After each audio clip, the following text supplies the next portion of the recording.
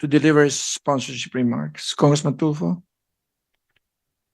Thank you, Mr. Chair.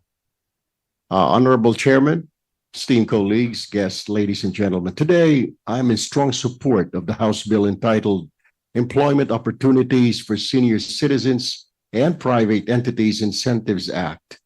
This substitute bill consolidates 8 separate proposals, reflecting the widespread recognition of the need to empower our senior citizens and strengthen our economy. The Philippines has a growing senior citizen population, ladies and gentlemen. These individuals possess a wealth of experience, skills, and dedication. Unfortunately, because of age discrimination, this often prevents them from contributing their talents to the workforce. This not only diminishes their well-being, but also deprives our nation of valuable expertise. The bill addresses this challenge head-on. It creates a win-win situation for both senior citizens and private companies. The bill expands employment opportunities by mandating both government agencies and private entities to institute programs promoting senior citizen employment. It requires the Department of Labor and Employment, in collaboration with other agencies, to provide job matching services and training programs to equip seniors with relevant skills. Immortality, the bill waives fees associated, or importantly, the bill waives fees associated with job application documents, easing the financial burden on senior citizen job seekers. The bill incentives companies to hire senior citizens by offering significant tax deduction to 25% or up to 25% of the total amount paid as salaries, wages, benefits, and training provided to senior citizen employees. This legislation goes beyond just creating jobs. It fosters social inclusion, keeps senior citizens mentally and physically stimulated, and contributes to their financial security. For companies, employing senior citizens can bring stability, loyalty, and wealth of experience to the workplace. Senior citizens often require less training and can serve as mentors to younger colleagues. Let us pass this bill and unlock the full potential of our senior citizens. This bill is a testament to our commitment to building a more inclusive and prosperous Philippines. I urge my esteemed colleagues to join me in voting for this landmark decision. Thank you and good morning. Thank you very much. ComSec, please show the revenue provision on the screen.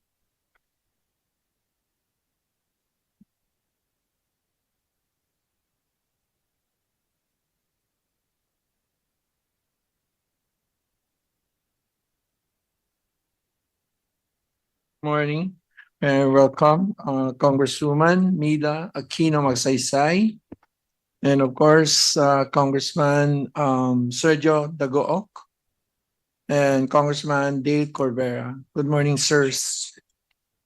So, may we now hear from a resource person, DOF?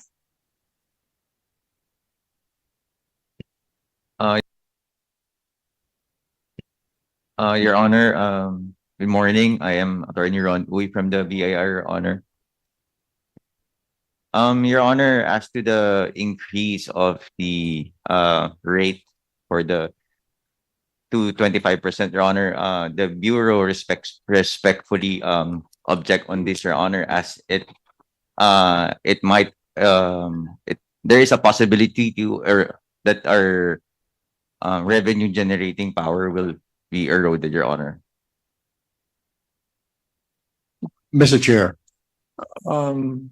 Yes, you can already. May I? Congressman, yes.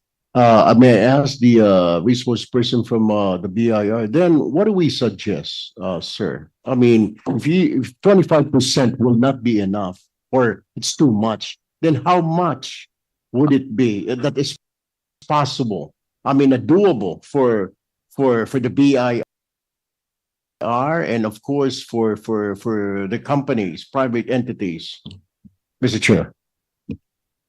Your Honor, considering that there is already existing a 15% deduction on the additional deduction for the establishment, Your Honor, may we propose that we retain that percentage, Your Honor, as to the additional deduction. Thank you, Your Honor. Thank you, Your Honor. Mr. Chair, have you studied this carefully? Because it's already existing. We are just giving them some sort of like an incentive for employing senior citizens, Mr. Chair.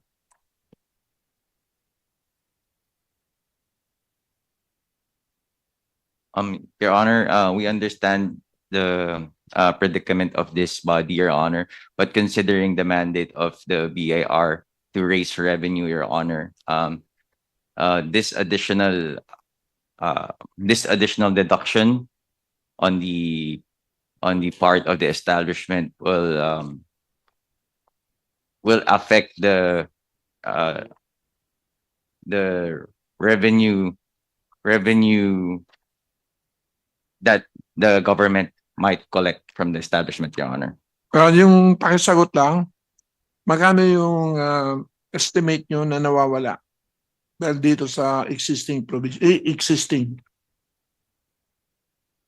Your Honor, we have yet to get that exact data, Your Honor, from the 15%, Your Honor. But With the permission of Congressman Tufo, may I ask NTRC? Good morning, Mr. Chair, honorable members of this committee. On the question of how much will be lost due to the proposed increase to 25% of additional deduction by business entities employing senior citizens. Initially, we have estimated that a revenue loss of around 13.52 billion will be incurred by the government. Okay, so there you are. Mr. Chair. From 15 to 25. At doon sa 15, magkano?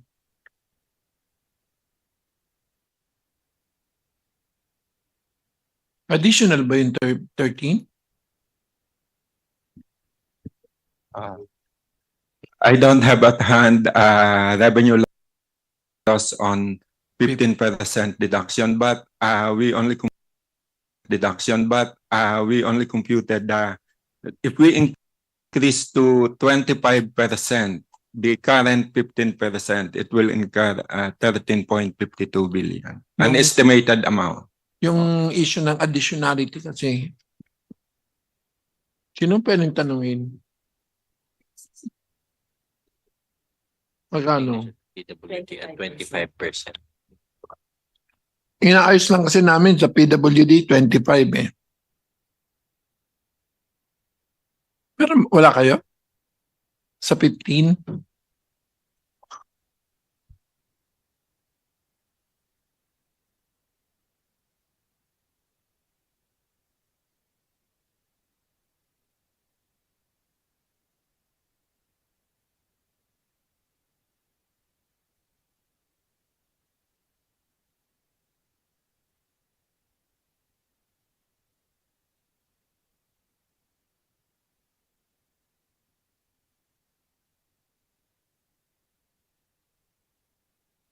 Yes, sir. Your Honor, the figure I cited is the difference between if we increase, but currently, our initial estimate at 20% CIT rate is 15.52 billion. 15.52 billion. If we increase this to 25%, we would incur 25.87 billion. Okay. So the figure I cited is just the difference between the current and the proposed. Yes, Congressman Tufo. Mr. Chair, may I ask, when you say 52 billion, that will be annually, the government will be losing 52 billion annually? Mr. Chair?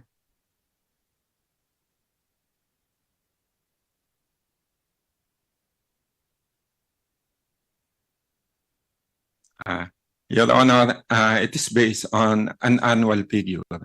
Mr. Thank you. Chair, Mr. Thank you. Chair, if I may, kailangan mo siguro ang pag-aralan po natin ng Bureau of Internal Revenue at iba pa po mga ahensya natin.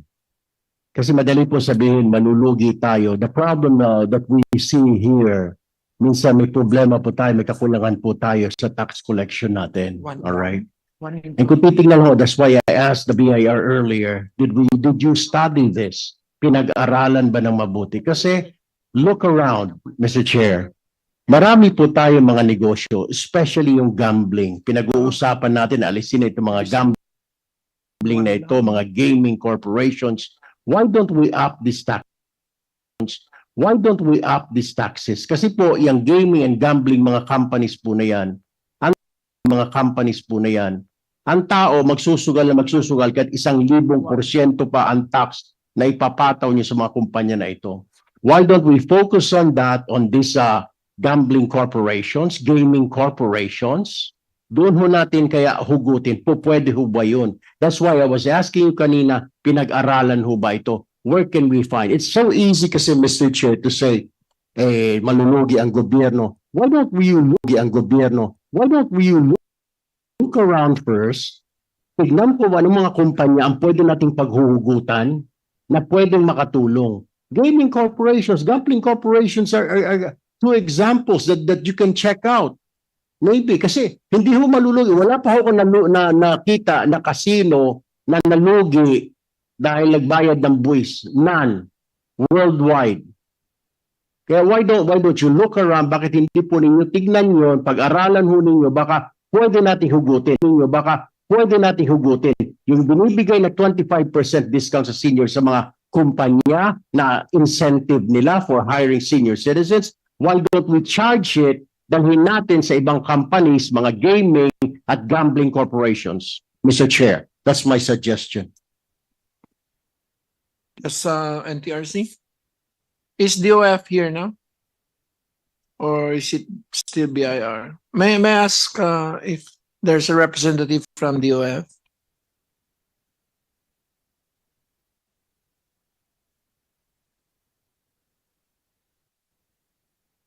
Yeah, please take a mic. It's okay.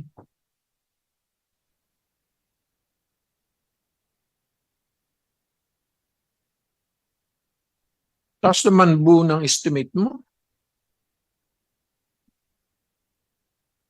Di, 25 lahat-lahat. Good morning, sir. Good morning, Your Honor. Good morning, everyone. Sa Irene Santa Ines po sa Department of Finance, technical staff po, but we can provide po, we are here to monitor po whatever will be the output, whatever will be agreed upon. And kung ano po ang kailangan pag-aralan, we will relay it to our principals. At pwede rin po kaming magbigay ng additional input if necessary po.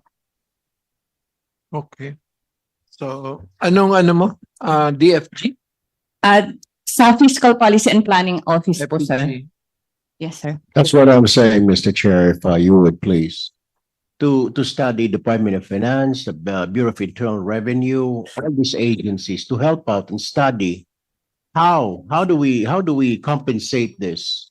Hindi naman po pwedeng hindi natin aprubahan itong because of the malulugi ang gobyerno, kaya hindi po natin ipapasa itong batas na ito, itong panukalang batas because malulugi tayo. It's a poor excuse. Marami ho tayong mga senior citizens looking for work. 25%. Alam naman ho natin, karamihan ho sa kanila nasa bahay lang pero they still want to work. Salaries. And that cannot, it's inexcusable po na excuse because malulugi tayo. Then why don't you look somewhere else?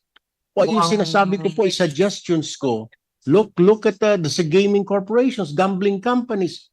Hindi naman wala pa ako nakita nagsara na gambling company. Okay Because na yan. tinaasan po yung tax nila. Thank you, Mr. Chair. Thank you. I think point well taken. I think the estimates, even from my own personal gut feel, is that it's a little bit on the high side, bloated. Anyway, Dole, are you here?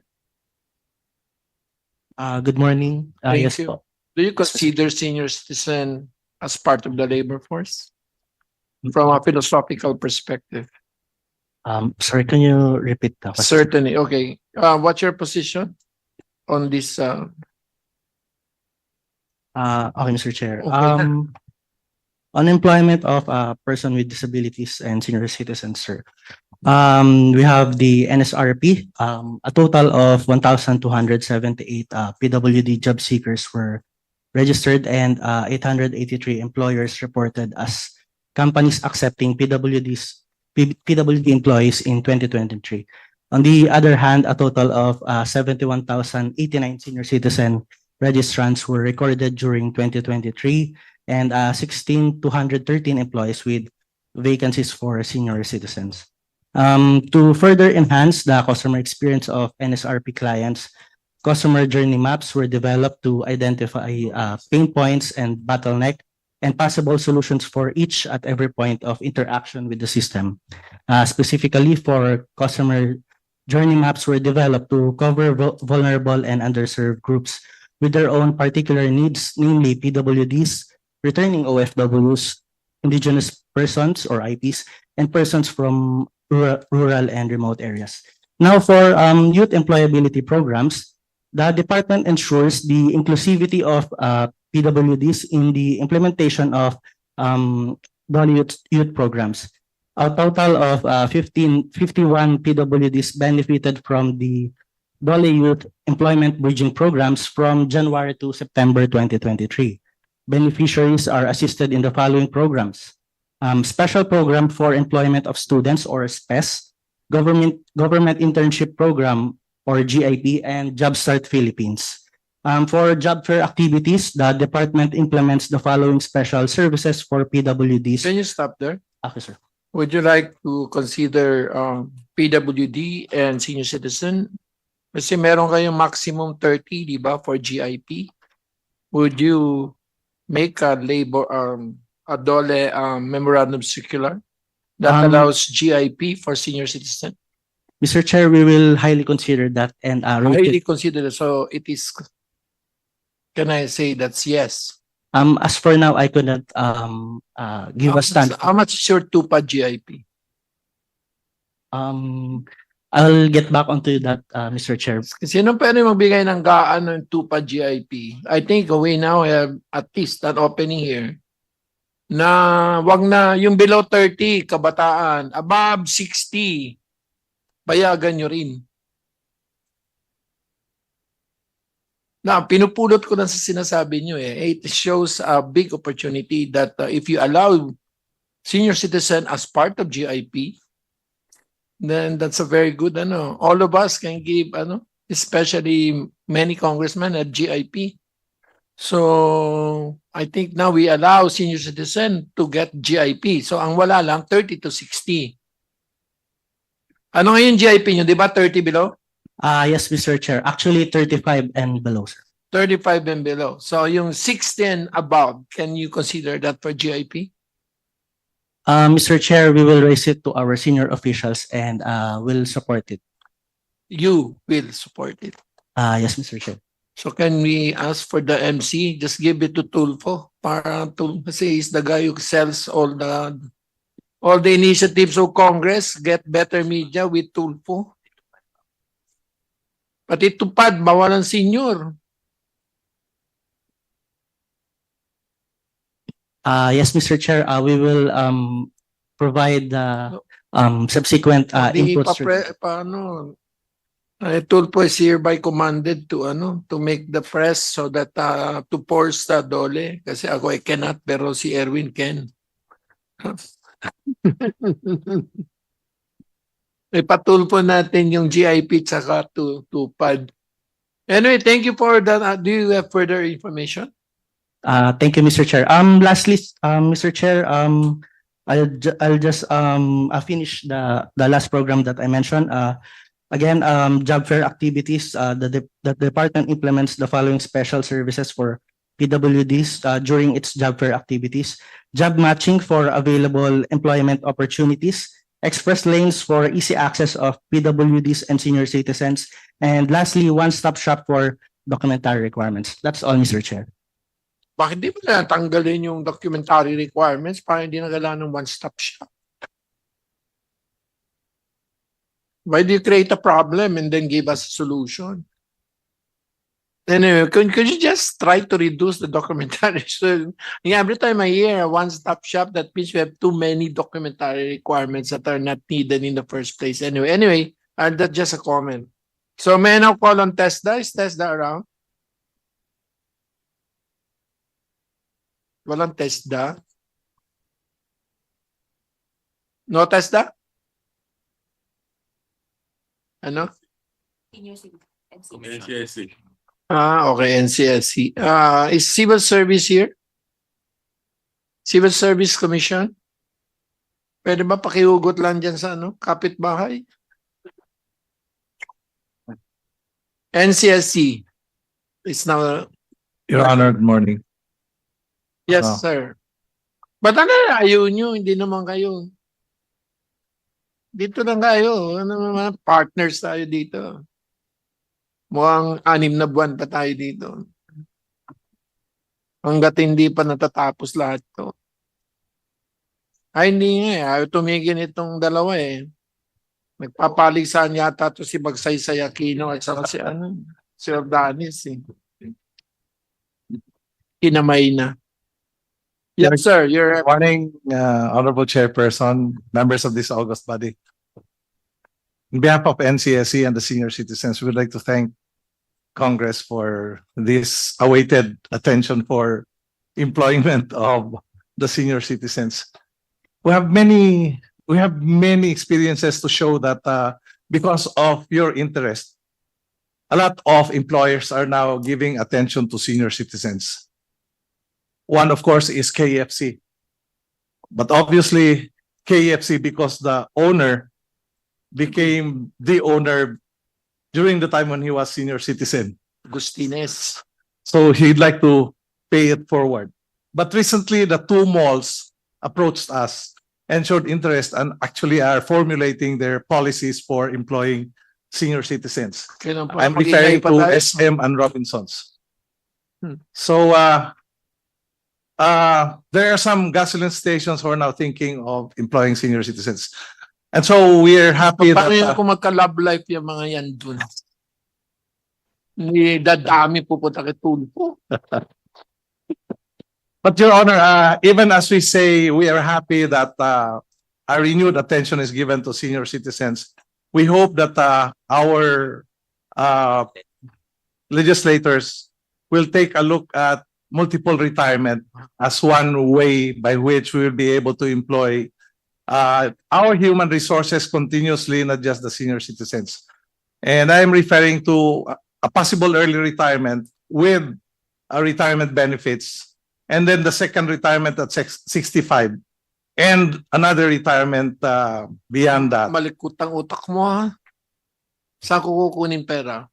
Well, Your Honor, no money is necessary because in the retirement process, it's the worker who generates the value for retirement.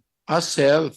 The retirement the problem we have now, Your Honor, is SSS and GSIS Self. making a decision that one has to retire at 65. Ano sinasabi niyo? When that happens, those who are 66 and above, even as they are still very strong, very productive, are not allowed to retire. Or if they are allowed to work as consultants, they don't have any insurance at all. And insurance Oy, is kayo mga senior citizen advocate, pakinggan nyo, mag-file na lang kayo ng bill na bago. Mukhang so, Your Honor, we would like to perhaps seek for sufficient time to prepare this because we know we need to consult the actuarial experts who would have to calculate the costs for, say, retirement at 50. plus lang yan. Kasi pag gumawa sila ng bata, ganun din ang share ng company. Yes, there is another retirement program which I would like to raise to you, Your Honors. We just arrived from Japan, and one of the programs that they have is the long-term care insurance, which starts at 40. Oh, It does not start when you work. It starts when you're 40 because there is already the possibility that you will reach old age as you start 40. And so the contribution, aside from the social insurance, is an additional insurance for long-term care. And so much in development in terms not only in health but also in infrastructure is being focused over the Japan experience of long-term care insurance, Your Honor. Thank you. Long-term care. Where's your bill? Why is it sleeping with Ordanes?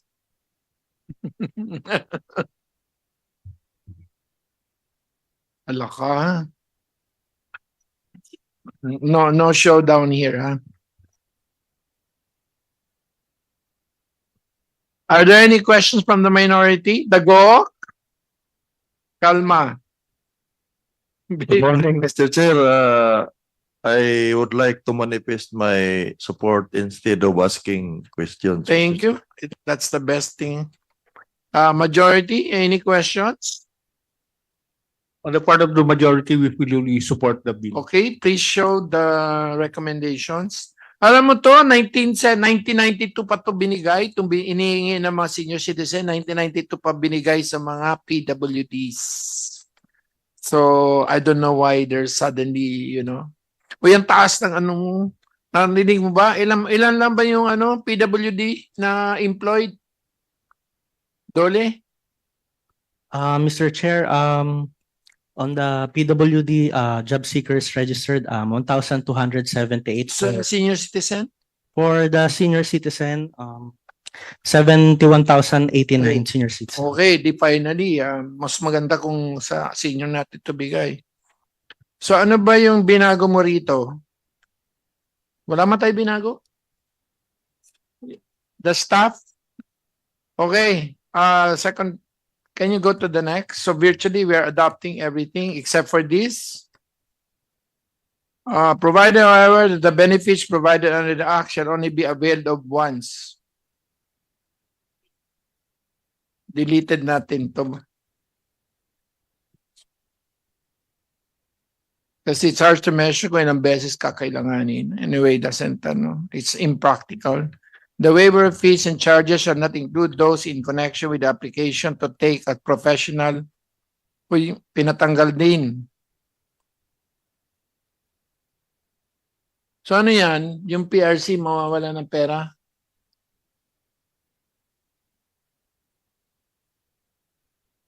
Tapos, sa pagkuha ng driver's license, tapos, sa pag-apostillization ng documents, bakit? Legal separation? Na DFA, sa career service examination.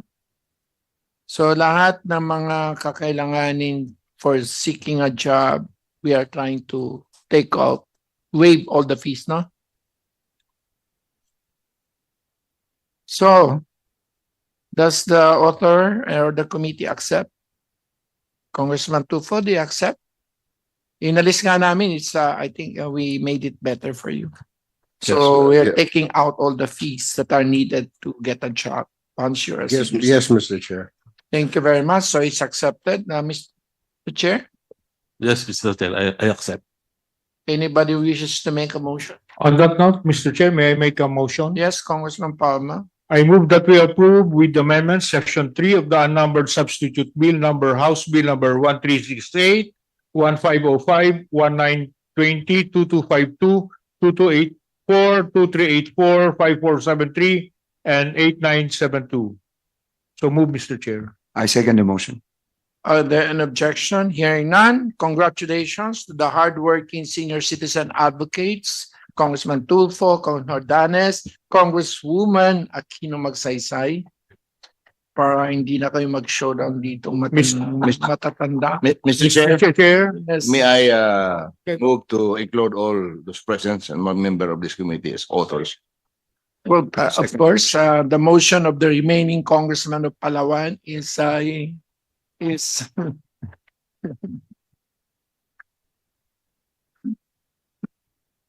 remaining. Sino nag-second for purposes ng ano? Second devotion, Mr. Chair. Congressman Tulfo. So are there any objections? Hearing none. The motion is hereby approved. I commend the good work. Kalampas Congress to, no? 1992 pa to binigay sa PWD. It took us what? 35 years? Ay, 32 years. 32. 32 years to equalize. Kailangan talaga mag-aral tayo mga congressman. So the Committee on Senior Citizens is hereby discharged. Thank you very much, sir. But I know, but they have to remain for the other. So the hearing of the Committee of Ways and Means is hereby adjourned. After a few minutes, we'll convene for the continuation of the joint committee meetings of the Senior Citizen and PWDs. Thank you. So the meeting is hereby called to order for the Committee on Ways and Means. The meeting is hereby called to order for the Committee on Senior Citizens. Meeting is hereby called to order for the Special Committee on Persons with Disabilities. Thank you. Mr. Chair, Yes. before we proceed, I move that we dispense with the reading of the minutes of the meetings held on February 13 and March 5, 2024, So may March and 5 approve pa the tayo. same.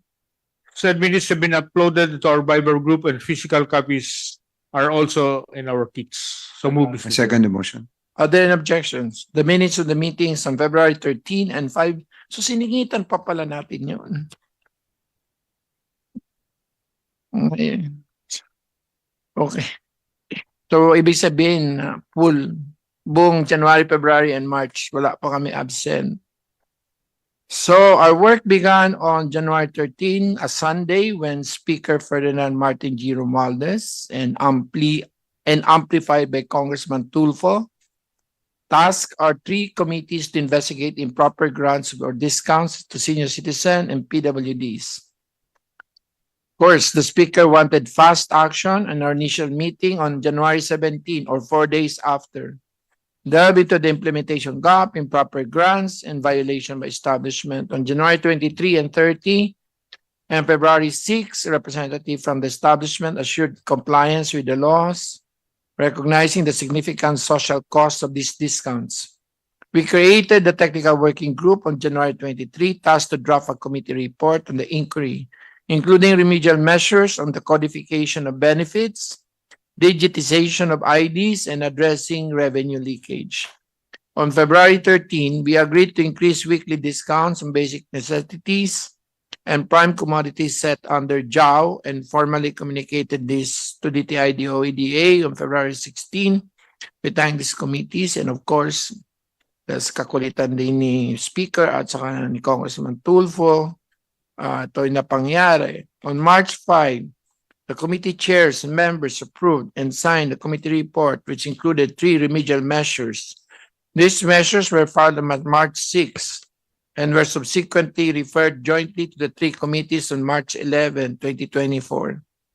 These accomplishments signify our collective dedication to upholding the rights and dignity of senior citizen and PWDs. We are committed to creating a more inclusive and supportive society where the vulnerable sector can access their benefits and hindrance. At this point, may I allow to recognize our co-chairperson, Congressman Ordanes. Thank you, Mr. Chair. On behalf of the Committee on Senior Citizens, we are delighted to address the pressing issues concerning the granting of discounts to our senior citizens and persons with disabilities. Based on the data and reports gathered during our series of deliberations since January, it is evident that there is a significant need to revisit our existing laws and policies. This is to ensure that both the government and the private sector can effectively provide assistance and benefits to our vulnerable sectors, particularly the senior citizens and PWDs. We extend our gratitude to the agencies and business establishments that actively participated in our discussions. These discussions, along with our findings, recommendations, and proposed remedial legislations mark significant steps toward promoting social justice and inclusivity for our vulnerable sectors. By ensuring equitable access to benefits and services from the government, we can uplift the lives and welfare of our senior citizens and PWDs, providing them with the accessibility and economic relief they truly deserve. 20 on Maraming salamat po. Yes. Okay ka na? Thank you. Congressman Basco. Thank you, Mr. Chair. To our workaholic chair, Salceda, Chair Ordanes, to our colleagues in the House and our guests, good morning. We are here today to tackle three important measures which were crafted as a result of the investigation on the rights and privileges granted to persons with disabilities and senior citizens, as instructed by our Honorable Speaker, Ferdinand Martin Romualdez. With the brilliant leadership of Chairperson Joey Salceda and the solid foundation of Chairperson Ompong Ordanes, we were able to uncover the violations and enact the measures to protect the rights of our PWDs and senior citizens. During the hearings, we heard stories of violations of government-mandated rights that we, the legislator, have enacted to ensure the protection of the most vulnerable sectors of our society. There still remains a gap in our laws that allow erring establishment to withhold or prevent access to these benefits. On the other hand, we also heard unscrupulous individuals and families who have arrogated these benefits to the detriment of the government, establishment, and untimely persons, ultimately persons with disabilities and senior citizens. As we begin consideration of these measures, we remain steadfast in our resolve to create a society free from barriers and provides opportunities for the disadvantaged and marginalized. Thank you very much. Thank you. So may I request Chair Basco to preside over the meeting? Mag-sponsorship remarks pa ba ako? Okay, Mr. Chair. Yes, Congressman Basco. Let us consider House Bill number 10061. Comsec, please read the title of the measure. House Bill number 10061 entitled An Act Enhancing the Discount on the Purchase of Goods and Services of Senior Citizens and Persons with Disabilities, authored by Representatives Salceda, Ordanes, and Bascug and et al. Thank you, Comsec. May we request Chairperson Salceda of the Committee on Ways and Means to deliver his sponsorship remarks.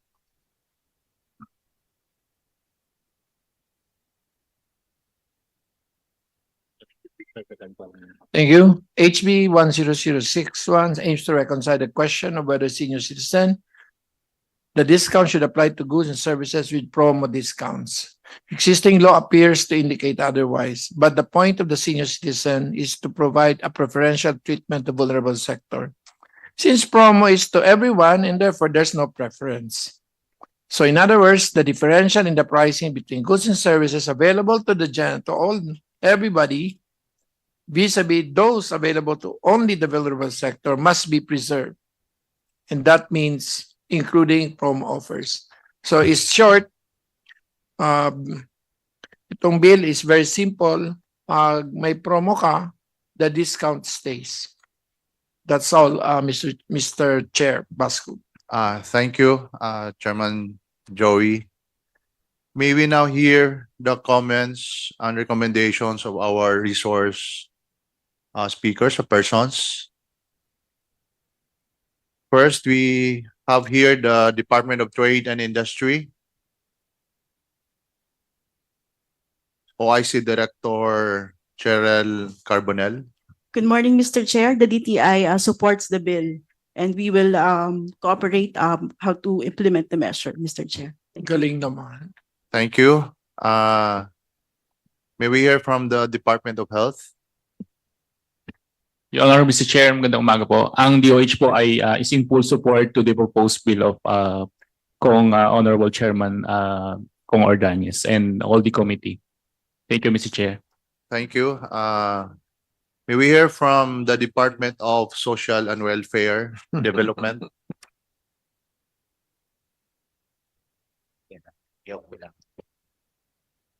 Attorney Anthony Mark Mokling. Good morning, Mr. Chair. Good morning to everyone. The DSWD supports this legislative measure, aims to help our dear senior citizens and persons with disability.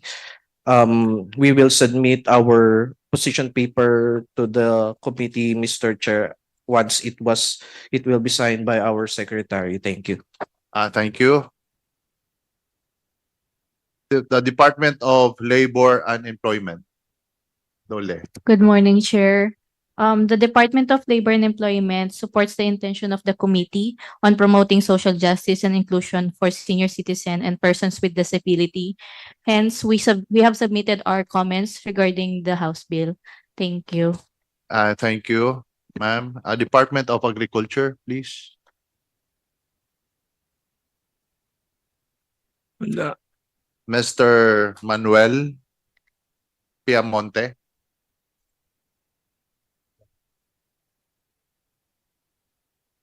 Let's move to BIR.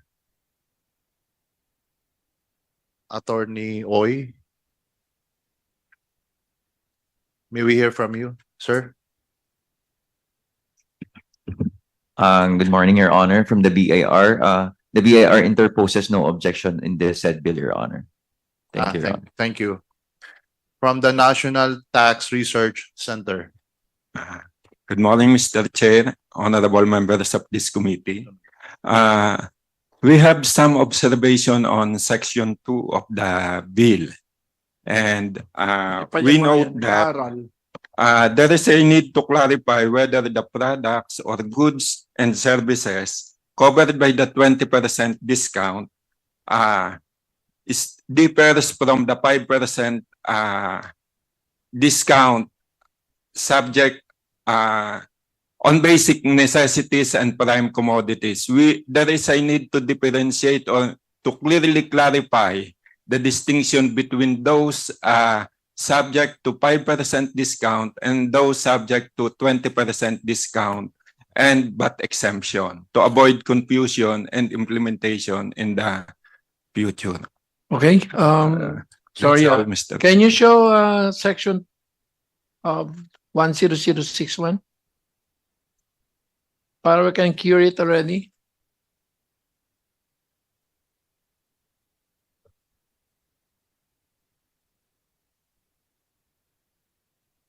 Okay. Oh, no, later na lang. Pero that's your only concern? Marami pa ba kayong concern? Uy, tatanda ka rin ha. Uy, ikaw may salamin. Your Honor, may I request that my colleague, Ms. Beverly Amora, be recognized to... Basco, sorry. Yes, you may proceed. Good morning, Mr. Chair. Our observation is whether the 20% discount will be the promotional offers are the ones listed under the current senior and PWD law, which currently enjoys 20% discount and VAT exemption, because it's not clearly defined in the bill if that's the only items for the promotional offers. Okay, may Chair Joey to present the substitute bill. Okay.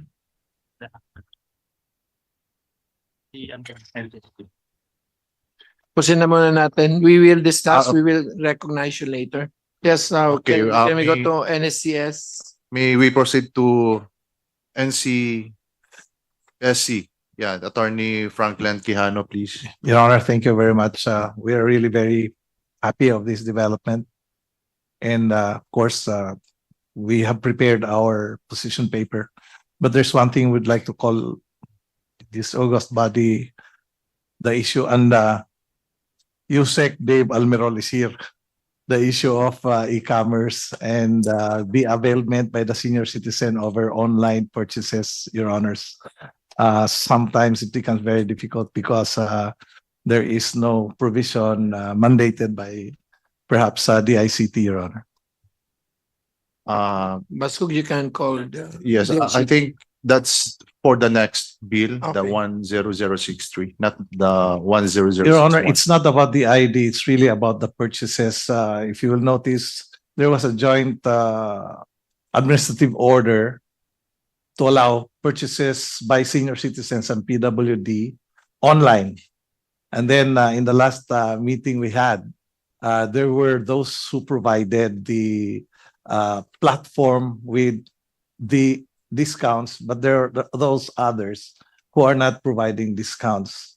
So this online purchase, even as we have the 20% I discount. think, attorney, it's embodied in the other measure, like in the ego PH bill. super up bill. Since Yusek Almirol is around, Your Honor, maybe we can be clarified by Yeah, later. a retort. We'll ask the USEC later. We'll proceed now for the bill of 10061. Okay, may we hear from the National Council on Disability Affairs? Good morning, Mr. Chair. Good Yes, morning, proceed, honorable representatives. On behalf of the National Council on Disability Affairs, we would like to express our gratitude for this bill, and we fully support this bill, Your Honor. And we also welcome the task given to NCDA for taking the lead together with NCSC for the crafting of the IRR. Your Honor, just one minor comment. We would like to request that the abbreviation of persons with disabilities to PWDs be removed. This is following the UN guidelines for disability inclusive language, because members of the disability sector have in a number of times called out the abbreviation of the term PWDs. So if we may request, instead of abbreviating it for the entirety of the bill, we spell it out to also follow the UN guidelines. Thank you very much. Okay, noted. We'll take this into consideration, ma'am. Thank you. So the right of first interpellation shall be given to the members of the minority, and thereafter to those of the majority. Do we have questions from the minority? Mr. Yes, Chair, Congressman. manifestation of support, Mr. Chair. Thank you, Congressman Taguok. On the part of the majority, we fully support the bill. Thank you, Congressman Palma. Me, I now call on Chair Salceda to preside over the meeting. Okay, let's look at the substitute bill. So, dalawa ha? Ito na po yun. All right. This promo on promo. Pwede yung palakihin. Alam niyo ng PW. Mag-ooperate mo na yan. Sila. So, saan dito yung isasaksak yung section 2, no? Tama ba? Section 2. Paki-word nga ng gusto. Your Honor, for your consideration and subject to style, we suggest to insert additional provision provided that goods classified as basic necessities and prime commodities by the Department of Trade and Industry in consultation with other concerned agencies shall be subject to a discount of 5% based on its retail price, whether regular or promotional. Okay. Sorry. This one. It's an addition to the first paragraph of section 2, Your Honor. Okay, we will consider that. Pero not that ano. Can you go back to the 20% discount and exemption from VAT on goods and services provided under section 4? Next. as amended, Senior Citizens Act and PWD Act, PR Person Disability Act shall be applied on the final price of the goods and services after a promotional offer or discount, if any, has been provided. So anong gusto niya idagdag na dapat wala siya sa listahan? Section 4 naman specifies what the good, the section specified. Section 4, dito. Okay na rin eh. We are referring to Section 4 and Section 32 din naman eh. Yes, Your Honor, but Section 4 and Section 32 includes those subject of special discount. Discounts, yes. Yes po. So, Let's specify the item. dalawa po yung kino-cover ng kuwan. 4A and 32A. So, Section 4A and 32A. Yun na yun.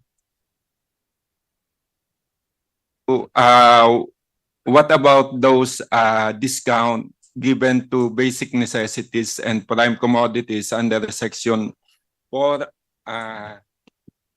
They are applicable J. on the final price.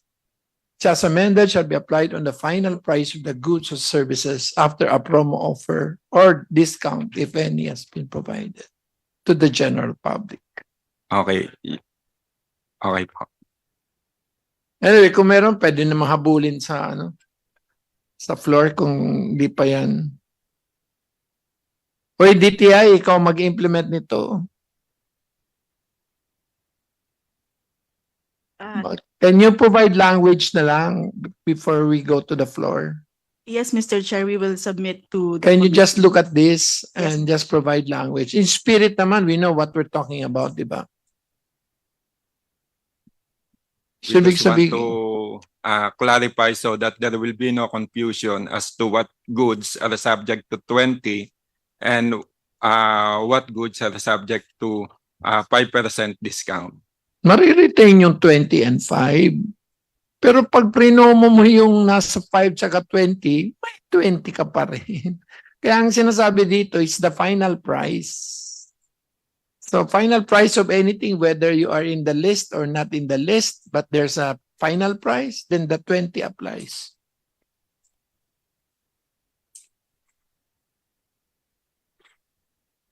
Okay, so hindi naman, baka na, did I bully you? May anti-bullying act ba? May congressional anti-Congress bullying act ba? May bullying act ba kami? You feel bullied? No naman. You're senior citizen. Di ka pa 60? Hopefully, I will be one. Mr. Chair. Yes. I think as you suggested kanina, that the TTI will make some the language should be given by the DTI in order to clarify the doubt of the NTRC. So that would be all right, Mr. Bo?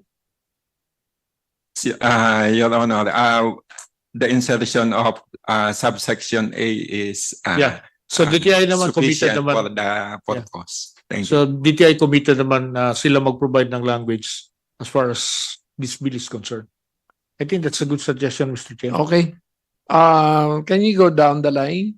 Tax treatment of discount, the senior citizen, applying goods, and the input VAT attributable shall be treated as part of the deductible expense pursuant to Section 34 of the NIRC. We're not changing anything, no?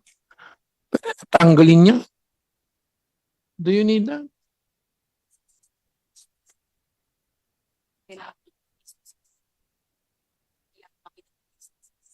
Kailangan makita ng businesses. Okay. IRR.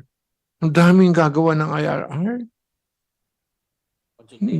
Dapat NECSC and NCDA lang. O di, unahin nyo na yung in consultation with. Tapos the NCDA na shall. Oo, para sure tayo kung sino susulat. Kung minsan, kakaikot na ng tumatagal. Unahin nyo na yung in-consultation. Format, ang kulit talaga ng mga sekretariat. Talo ang chairman. Sige, kayo masunod. Okay. So, any further amendments from the members in our ano? There's none? Mr. Chair, if there's none, Okay. may I therefore make a motion? I move that we approve the unnumbered substitute bill of House Bill number 10061 with its corresponding committee report subject to style. So move, Mr. Chair. Second the motion. Seconded by Congressman Yap and Corvera. Are there any objection? Hearing none. HB 1061 is hereby approved.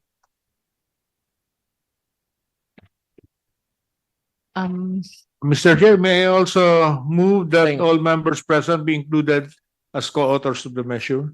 So move. Seconded by Congresswoman Aquino Magsaysay. Secretary is hereby instructed to file the unnumbered substitute bill and its corresponding committee report with the bills in index para mapunta na sa Tuesday. Mayroon pa ba tayo sa Tuesday? Wala na. Sir, Yes. may I be recognized, sir? I just want to provide an input, sir, regarding po dun sa double discounts. Yes. Uh, You're from where? from the Department of Finance, sir. Okay. Under the existing regime, just the additional input lang, sir. Under the existing regime po, sir, under the IRR of RA 10754, Section 12, and it Yes. does not allow the double discounts, sir. Wala. No double discounts in the purchase of goods and services which are on promotional Well, I can discount. tell you it's a Yes, sir. misguided. It's doesn't stand to any philosophical doctrine, ma'am. What's good for one is good for all. But if you want to prefer the senior citizen, then the discount applies on the promo. Because this is a social justice legislation. Sir, So, for pag information lang binigyan po, mo sir. ng promo, ang lahat, eh, wala nang preference yung senior citizen tsaka yung yung, alam mo, pinapahirapan mo talaga ako, PWD. But anyway, sir, nagbigay lang po kami ng additional input. And But we also, I am wrong. but we do subject to the wisdom of the body, sir. Thank you. Kasi nga, may filosofiya tayo. Kaya mag-Immanuel Kant na naman ako nito sa'yo eh. Thank Pero you, sir. simple lang naman yan. Eh. Pag binigay mo sa lahat, eh, di walang preference. Di ba? May mahal ka ba? May jowa ka? So sinong katabi mo pagtulog? Yung preferred mo, di ba? So hindi mo makatabi lahat. Oh, yan ang IRR na pinagmamalaki mo. Nagbigay lang po ng input based Hindi on mo the sabihin. existing Kaya regime. nga, pag But we bibigay mo sa lahat ng promo, ibig sabihin, wag na nga, ang ahaba lang tayo. Recognize, sir. And our agenda is now Thank you, sir. 10062 before 1063 because 106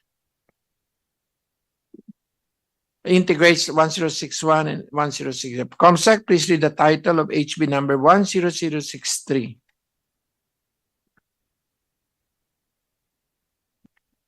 House Bill number 10063 entitled An Act Promoting the Welfare of Senior Citizens and Persons with Disability through the inclusion of senior citizens and PWD services in the eGov Super App, authored by Representative Salcedo Ordanes Bascug et al. May I request Congressman Ordanes, Committee Senior Citizen, to deliver his sponsorship remarks. Thank you, Mr. Chair. Good morning again to my colleagues and our resource persons. Mr. Chair, I am genuinely pleased to sponsor House Bill number 10063, which aims to issue digitized and identification cards for senior citizens and PWDs, and to integrate business establishments into the eGov PH Super App developed by the Department of Information and Communications Technology. The goal is to ensure equitable access to government services and the availment of rights and privileges regardless of age or technological proficiency. This bill is a product of extensive discussions of the committees on Ways and Means, Committee on Senior Citizens, and Special Committee on Persons with Disabilities on the motu proprio inquiry in aid of legislation into the implementation gaps regarding Republic Act 7432 as amended and Republic Act 7277 as amended, and policies that provide discounts, incentives, and tax exemptions for senior citizens and PWDs. This bill recognizes the importance of inclusivity in digital governance by ensuring that senior citizens and PWDs, as valued members of society, are provided with the necessary tools and access to government agencies. Specifically, the bill seeks to mandate the ICT to incorporate dedicated sections for senior citizens and PWDs within the eGov PH Super App platform to include the following: access to various national and local government agencies, local government services, including healthcare, livelihood, and social services. Informational resources on the rights and privileges, and gradual integration with various establishments for seamless access and interaction. Direct the DICT to also develop a roadmap that will provide for the programs and projects to be implemented to ensure access to the eGov PH Super App, which shall include two phases. Phase 1, database integration and digital identification cards issuance, and Phase 2, availment of discounts from establishments via the eGov PH Super App, in which the business establishments can use the electronic Know Your Customer or eKYC facility of the app to verify senior citizens and PWD customers, and eventually develop the app as an alternative mechanism to the purchase booklet for the grant of discounts. Direct the business establishments shall record on the eGov PH Super App the transactions related to the goods purchased and services performed with 20% discount and exemption per VAT granted to senior citizens and PWDs for purposes of tax monitoring compliance. Prior to filing in today's discussion of the bill, we have also consulted with the DICT Undersecretary for E-Government, Yusek David Almirol Jr., who manifested his strong support and commitment to collaborate with the House of Representatives and other concerned agencies in the swift implementation of this bill. They will be presenting the features of the app later to facilitate everyone's understanding. Gusto po namin na mapadali sa ating mga senior citizens and PWDs ang pag-avail ng kanilang mga discounts. Through this proposed legislation, we are carving a path for better collaboration between our government, senior citizens, and PWDs in the age of digitization and technological advancement. As such, I urge our colleagues to support the passage of this measure. Maraming salamat po. Thank you, Congressman Ordanes. Can I just upload something that Meralco did? Ito sana yung lahat sa mga kumpanya. Apply for a senior citizen discount. Anong page ba dyan ng Meralco? That's the page in Meralco. Baka naman nasa dulo na naman yan.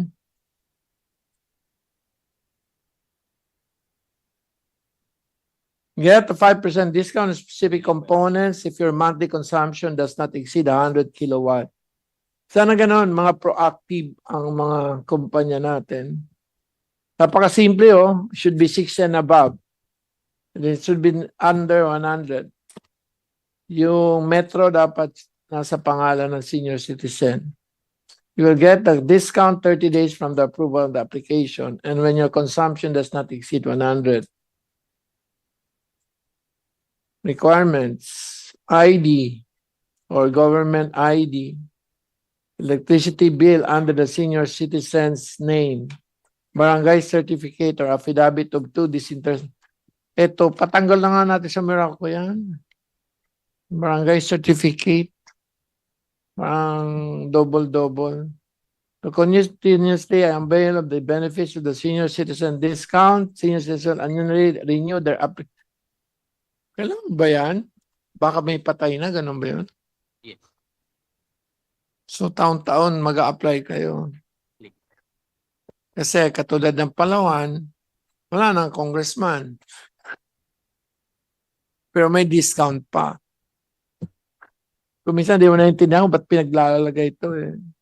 Anyway, so at this point, may I recognize may we hear the Department of DICT on their presentation regarding the features of the EGO PH Super App to help you put everything in context. Kindly integrate your comments on the bill in your presentation. Kung DICT USEC David Almirol Jr. is hereby recognized.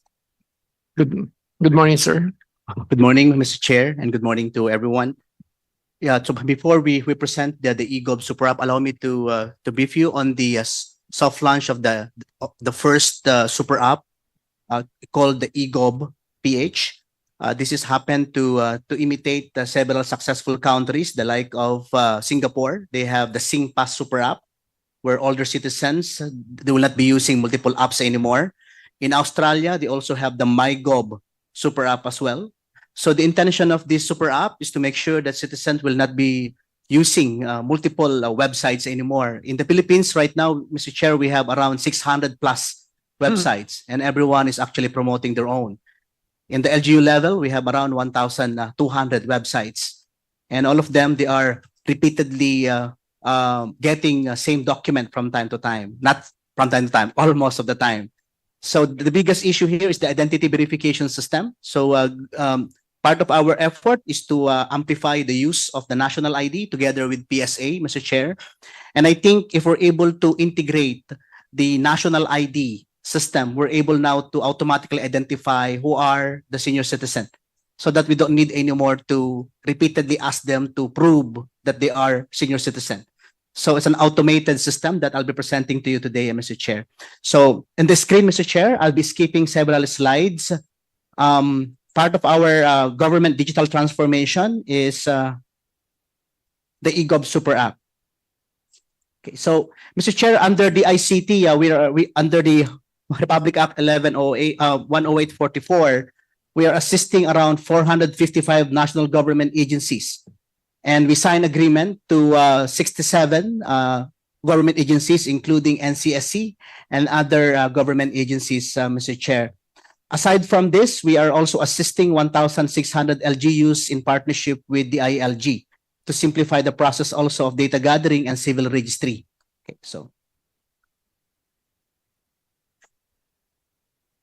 since the President also prioritized digitalization to streamline processes, these are some of the challenges that we aim to solve, Mr. Chair. And part of our learning is, I think the senior citizen, including the PWDs, they need to go to a certain place like LGUs just to get a certain ID so that they're able to avail discounts and benefits, Mr. Chair. Using the eGov Super App, we can automate that. Since the data of PSA, they have around 85 million registered citizen already under PSA registry. So we can fully automate that by immediately issuing them a senior citizen ID. Pagdating po ng 60 years old, hindi na kinakailangan pang pumunta sa LGU, pwede na pong mag-issue agad-agad ang PSA ng automatic po na integration po ng senior citizen ID. Okay. So meron pong 5 pillar na ginagawa po ng e-government office ng DICT. Unang-una ay we build platforms. One of them is actually the eGov Super App. We assist national government agencies. We also assist local government units. We build cloud services and data centers for them, and we assist them in their information system strategic plan. Ganito po yung mukha po ngayon ng kasalukuyan na ginagawa ko natin, Mr. Chair. Kaya medyo magulo po dahil paulit-ulit yung ginagawa ng each of the government agency. So we implement a so-called once-only policy. Ibig sabihin, pag in-enter ang data ng isang tao, dapat hindi ulit sa ibang departamento. So kapag meron na po tayong registry sa PSA ng national ID, dapat makikinabang na po yan ng pangkalahatan. Kaya po itong eGov platforms ay pinatupad po natin po last year at isa po dito na binild natin ay yung tinatawag po na eGov Super App. So once na nag-plug in po dito po ang DTI, like yung una pong bill po kanina para sa 20% discount, dapat pag nag-online shopping na po yung isang senior citizen, dapat alam agad-agad ng online shopping na senior citizen ito. So dapat bigyan agad-agad ng discount. Technology can be our tool to automatically identify and give benefits to our senior citizen, Mr. Chair. Part of this is also the government services. Dapat po ay hindi nahihirapan yung mga senior citizen. Pag nalaman agad-agad ng sistema na 60 years old ito, dapat automatic po yung kanyang tinatawag po na green lane. So ito yung pong dapat hindi na po siya pipila or dapat sa bahay na lang, pwede na pong ma-avail yung mga national government services. So hindi lang po ito discount, Mr. Chair, ang pwedeng magawa ng ating eGov Super App. Mau-automate na niya yung pag-a-apply niya kung ano-ano pong mga dokumento para yung mga permits, mga clearances, including mga iba-ibang mga certifications, Mr. Chair. So ang DICT po ay nakabuo ng 21 na platforms for the past 1.5 years. Isa po dito po yung eGov Super App, Mr. Chair. At sa 69 po na national government na nasistahan natin, isa po dito po ang NCSC na gusto pong mag-integrate po sa isang platform para hindi po paulit-ulit yung entry. Yan po. So, CE-Verify ay ila-launch po sa April 8, Mr. Chair. So, ibig sabihin, lahat ng government agencies, including private entities, ay mararanasan na po yung benefit ng isang national ID. Dapat pag sinubmit ng isang national ID, kung saan man, dapat automatic na yun na ma-verify na authentic na document at talaga yon. So yun po yung pong power po ng PhilSys e-verify na ginawa po ng DICT at PSA, Mr. Chair. So for the first time, kahit pa na mag-submit ka ng peking ID, alam ng system na hindi ikaw yon. Pag nag-submit ka naman ng driver's license man yan or senior citizen na papel or kahit na wala kang ID, kahit na wala kang cellphone, kahit na mahirap, kahit na mayaman, may cellphone o wala, dapat pag binanggit niya na ako si Juan de la Cruz, kapag siya ay nagkaroon ng biometric authentication, alam agad ng system po yun na siya nga yung 60 years old at dapat meron siyang discount at meron po siyang benefit. Yun po yung ganda po ng eGov platforms na nagawa po natin. So meron tayong 3 simplified APIs po na pwedeng magamit na po ito ng pangkalahatan. Pwede magamit po ito ng DTI, pwede magamit ng NCSC, pwede magamit ng mga LGUs, pwede magamit ng mga bangko, pwede magamit ng mga national government agencies, including mga online shopping, para po magkaroon po ng identity verification, kasama po dyan yung age verification para magkaroon po ng discount or benefits sa ating mga senior citizen. So ready na po yan, Mr. Chair, na pwede pong magamit. Example po, Mr. Chair, live po ito. If you use the eGov Super App, pag pumunta ka po sa loob, ma-access mo na yung contributions mo sa PhilHealth. Makikita mo na yung benefit mo, automatic na po yan. Pag ikaw naman po ay government employee, pag clinic mo yung GSIS, makikita mo na rin yung benefit mo sa GSIS, yung loans mo, contributions mo, benefits mo, including pension mo. So ganun din po yung pwedeng magawa po natin po sa ating senior citizen module, Mr. Chair. So we have more benefits, Mr. Chair, but allow me to skip the presentation po muna for if you have some questions po. But the eGov Super App po, meron po tayo pong 60 million na generated, na connected na po sa ating national ID. So tayo po ay number 5 po ngayon worldwide sa labanan po ng Super App at we're trying to level up ourselves against Singapore, Australia, and other country po na nag-launch po ng tinatawag na one-stop shop sa kanyang mga mamamayan, Mr. Chair. Thank you po, Mr. Chair. All right. I think we're open for questions. Any questions from members?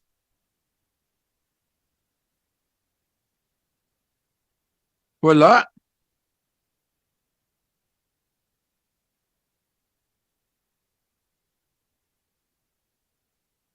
Mr. Chair, Yes.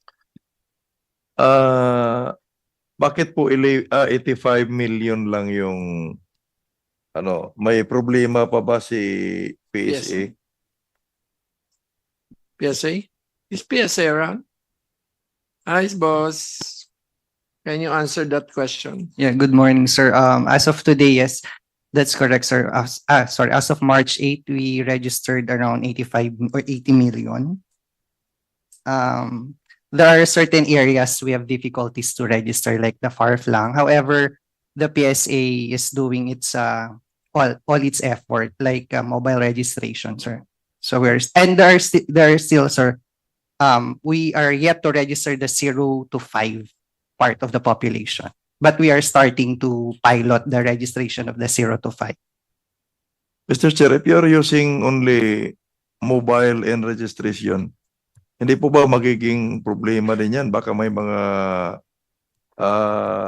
fictitious na naman na ma-register natin. Yes, please. Yeah, okay. Yes, sir. The PhilSys registry has the process of which it's called deduplication, sir, where that's the reason why sometimes your data takes time to be printed because it will be deduplicated, both automation and manual. Parang i-check po niya kung nag-register, i-match po niya yung information mo dun sa database namin kung nag-register ka na po ulit.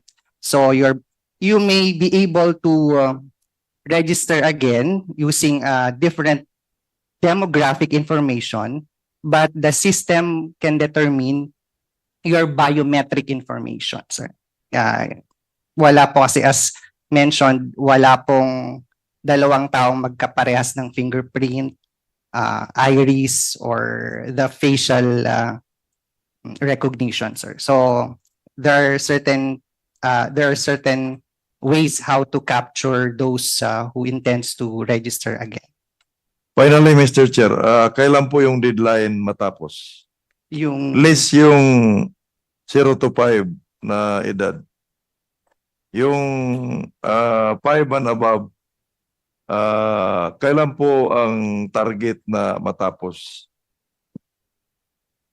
Sir, I'm so sorry, medyo maliit. We are targeting around 92 million. That's our data of 85 million is 92%, if I'm not mistaken, of the total target. Let me get back to you, sir, kung kailan po yung target na matapos yung total population.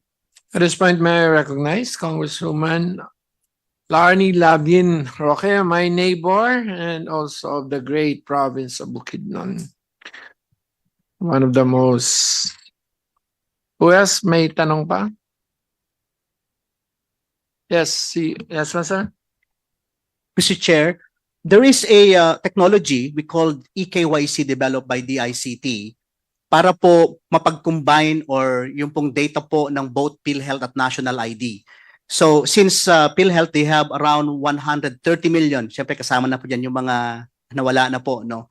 So kapag yung pong EKYC, pag nag-query po, yung first query po niya ay National ID, pag hindi po niya nahanapan po doon ay lilipat po yung query po kay PhilHealth po. So we have a system like that, Mr. Chair, para po interim-wise, haba pong tinatapos po ng PSA ang pag-capture ng 115 million or 90 million as yung target po ng PSA. With your permission, Mr. Chair, we can also use the DICT EKYC po para po mag-benefit po yung mga senior citizen na kahit hindi pa po sila nakapag-register sa National ID, may kinabang pa rin po sila sa technology engagement, Mr. Chair. Thank you. So may I... DTI, any comment on 10063? This, are you on, kasama ba si Ala dito? Almirol? Yung DTI? Super Gov. Actually po, ang na-integrate lang ho namin po ngayon is yung business permit po. Kaya nga po kayo na po nahuli lang po ako nag-raise po ako ng hand po kanina. Doon po sana po sa IRR po nung pong online discount. I think mahirap pong gawin po 'yon kung wala pong technology engagement po ang mga online shopping. There's no way po na magkaroon ng automated discounting po sa mga online shopping pag wala pong technology enabled po na i-integrate natin. That's why I was sana humbly requesting Mr. Chair, baka po ma-involve naman po sana. Wala po kasi po si DICT po dun sa IRR po, Mr. Chair. Thank you. Okay, noted. Sama ba natin? May any objection to an amendment of an approved measure? Tago, can you move to include the ICT as part of the IRR? I move, Mr. Chair. 10061. I move, Mr. Chair, to include the ICT as part of the agency that will drop the IRR. Second, Mr. Chair. Are there any objection? Hearing none. So it's approved. So DTI? You're fine? Yes, Mr. Chair, we are fine to include the ICT. No comment? No comment. But Mr. Chair, may I just Yun, meron. I just would like to raise something. Perhaps I missed it earlier. Which is 10061 or 1063? 10061 and 10062, Mr. Chair. Wag mo na 2 kasi last yun. Last po yun, sir. 61. Ano problema 61? For the 6-1, sir, perhaps it will be in the 6-2, the tax deductibility of the 5% discount, Mr. Chair. Oo. Nandun ba yun? Pero nilagay na namin doon eh. Sa 6-1, meron din deductibility. Wala. Okay. So 6-2 na lang. Thank you, Mr. Chair. Okay. DSWD? Okay. Dole? Sino yun? SWD, Your Honor. Yes. Sorry. We support the proposals for we support the proposal for the betterment of senior citizens and persons with disability, Your Honor. We will be submitting our position paper with regard to the subject, Your Honor, once it is signed by our secretary. Thank you. Can you answer that, Almilor? What happens to the visually impaired? Your Honor, I just downloaded the application and it's accessible for visual impaired. Uy. Wow naman. Meron lang po kami. I-answered it for you. But if you want to add, okay. Yes, Mr. Chair, the eGov Super App is actually can be accessed. Natuwa nga kami kasi marami po nag-download nga ng senior citizen. Kasi sabi nila po, yung mga senior citizen po, sila na po yung maghapong nagpo-Facebook daw, kaya may cellphone na.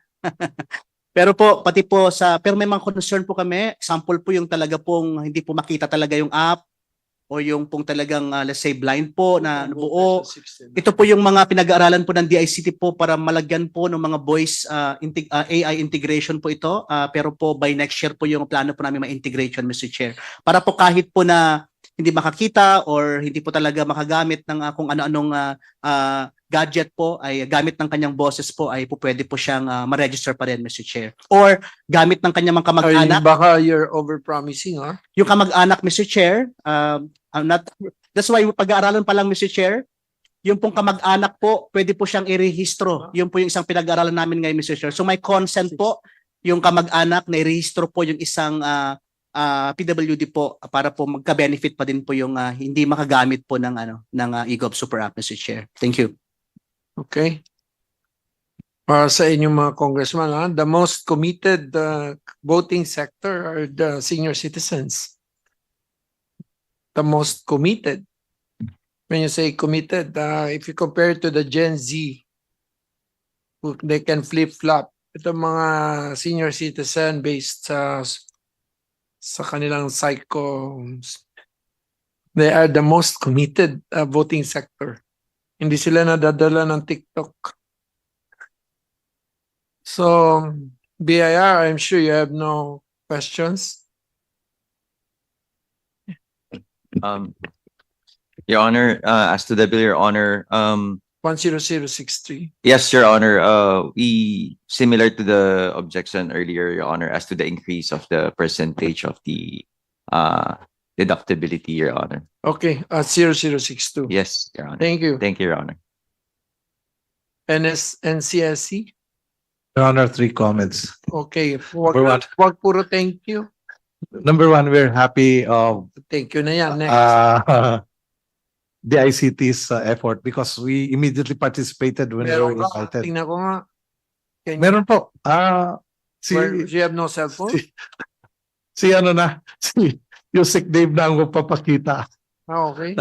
The other thing, Your Honor, is still the concern over e-commerce because like what Yusek Dave said, kung hindi sila kasali, hindi maano. And the concerns is, for instance, if we enroll into a hotel through the IT platform, yung mga discounts hindi na-avail.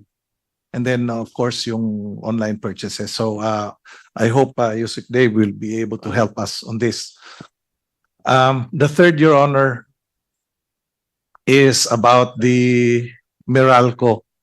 You mentioned that, and it says, do not exceed 100 kilowatt hours. In some ECs, and I know that Congressman Dagok is here. In some ECs, when it exceeds 100, and therefore if it's 101, wala na pong 5% discount. So there is an issue of interpretation because of the IR. Perhaps, Your Honor, we will be able to correct this. Finally, Your Honor, I think data sharing will be simplified if we have this eGov application. There is a difficulty, for instance, on our side. We cannot get the names of the senior citizens from PSA directly because of data privacy. But when you legislate, Your Honor, everything will be solved. Thank you, Your Honor. It's a universal right. Privacy, how can I legislate against it? eGov can address, Your Honor. eGov can address if there's one. Albero, pwede ba yun? It's called data Data consent neutrality. po. So if How do you there's a want it? consent po. Pag nag-consent na po yung may-ari ng data, wala na po tayong problema po sa data privacy po. So since nag-consent na po sila na nag-register dati sa national ID natin at gusto nilang matamasa na po yung benefits ng pagkakaroon ng national ID po ay wala na po tayong problema po sa data privacy, Mr. Chair. Thank you. Di yan kaya ng AI?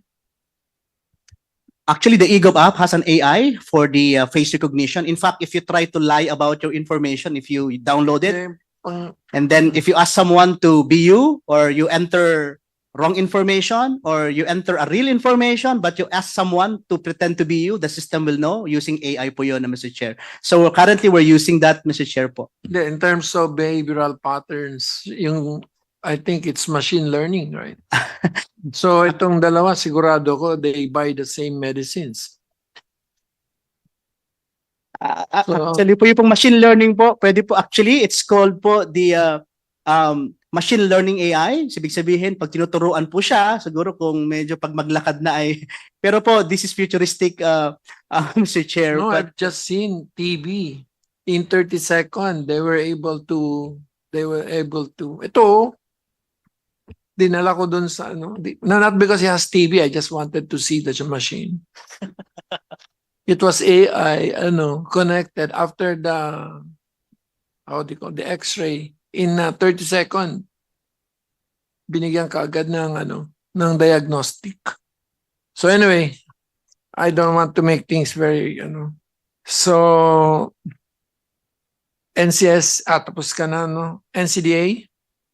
Good morning, Mr. Chair. So we welcome this proposal and we're very impressed with the app, especially that it has been showcased today that it is accessible for the disability sector. So thank you to the ICT. Mr. Chair, we just have one clarification. Okay. Because so I have here the copy of the substitute bill. It says 10063? Yes, 62, Your Honor. On section 62? Yes, Your Honor, on the eGov.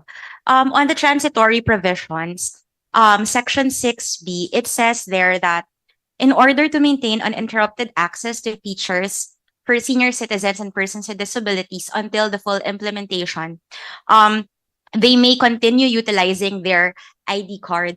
Now, Your Honor, our question is that, so is it, reading the way this was phrased, is our understanding correct that it is meant that after the full implementation, the ID cards will no longer be used? And if that is so, Your Honor, of course, you will submit to the wisdom of the representatives, but our request is that the cards be not totally phased out, for the reason that there might be those who are using the, say, for example, persons with disability ID cards in GDAS, or who do not have access to technology. So we do not want to deprive them of the usage of, or we do not want to deprive them of the availment of the benefits if they don't have a cellular phone. Although, of course, ideally, everyone would have an access to an app. But just that, Your Honor. Thank you.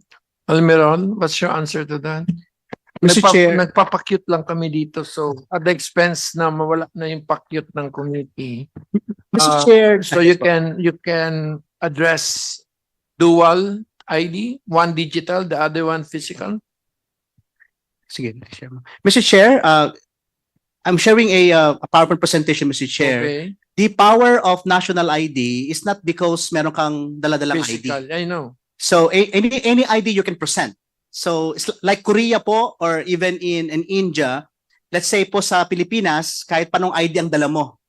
Halimbawa, dala mo po yung pong dating senior citizen ID mo, or halimbawa driver's license po yan, or kahit wala ka pong adala at all. You just mention your information plus yung face recognition natin. Alam ng system po yun po. Magkakaroon po ng verification system po yun.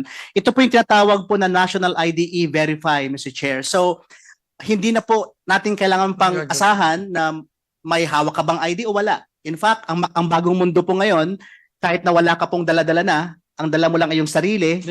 Kapag sinabi mo yung first name, di ba, nag-apply ka po on a certain website, halimbawa po sa Shopee, example po, Lazada, if may I use po, Mr. Chair, pag nag-register ako, nilagay ko po doon, Juan de la Cruz, nilagay ko yung aking, nagsinungaling ako sa birthday ko. Sinabi ko doon, mali yung birthday, hindi gagana po yung i-verify doon. Pero pag nilagay ko yung first name, last name, middle name at birthday, at nung nag-selfie po ako sa Shopee o Lazada, na-identify niya nga niya, na i-verify siya agad-agad nga, itong tao na to ay isa siyang senior citizen. Dapat po yan, ang mga online shopping, mabigyan agad-agad po ng discount po ito. So, it's a cardless system, verification system po itong i-verify natin, Mr. Chair. So, sir, we just tried. He doesn't have his ID. It failed. National ID wala. Wala pa po siyang national ID po. Nag-apply na siya. So tama po 'yon. So perfect po yung system kasi hindi ka po nag-apply po sa national ID. Hindi, nag-apply siya. Tagal na. Pero hindi pa niya nakukuha yung physical ID. Ayun. So maybe part po siya doon sa nililinis po ng PSA po na. Huwag ka naman lagi may sagot agad sa tanong. Sorry po. Sorry po. Nawawala tuloy yung may konting uncertainty. Mr. Chair. Yes, Congressman Tulfo. May I direct my question to PSA? PSA, kailan ho ba lalabas yung mga ID namin? Sa akin po, 2 years na po ako nag-apply. Hanggang ngayon, wala pa rin ho. PSA. Mr. Chair, can you answer that? Yes, sir. Let me get back to you on a formal reply, Your Honor, because I need to consult my principals as to the issue of the non-issuance or non-delivery of the national ID. Mr. Chair, can you tell your principals to give us an answer ASAP? Everybody's waiting for it. Yes, sir. I will. Kailangan na po yan. Hindi po yan display. Hindi po yan na pangdagdag pampakapal na pitaka kung wala kang pera. We need that ID now. Mr. Chair. Yes, sir. I will relay the message to my principal right away, sir. And another question, Mr. Chair, for the National Commission for Disability Affairs. Mr. Chair, I have just received a report that kumakalat na naman po yung mga peking PWD IDs, particularly dyan sa Manila. Nagrereklamo po ang mga merchants dahil wala naman talaga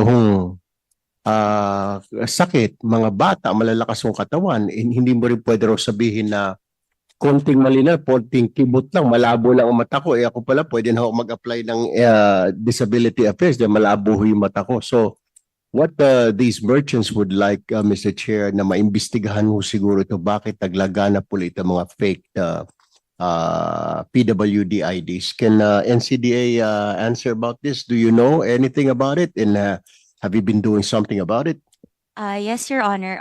So if I may address, I think in the first hearing, we shared an instance wherein similar cases of fake IDs that are actually being sold for a fee, either a soft copy or a hard copy of the ID. And then what we did was we reported the matter to the LGU of the city of Manila. We addressed it to the mayor, and then we reported to them the reports that were forwarded to us. And then they conducted an investigation. Your Honor, we submitted the documentation with regard to that. However, if there are new cases, then we would welcome looking into it again, because we also raised this to the subcommittee on access to justice of the NCDA as chaired by the Department of Justice, and we are willing to we coordinated with DOJ to take measures to file the appropriate cases should there be any forwarded to us on this matter. So, but nothing recently from the city of Manila, Your Honor.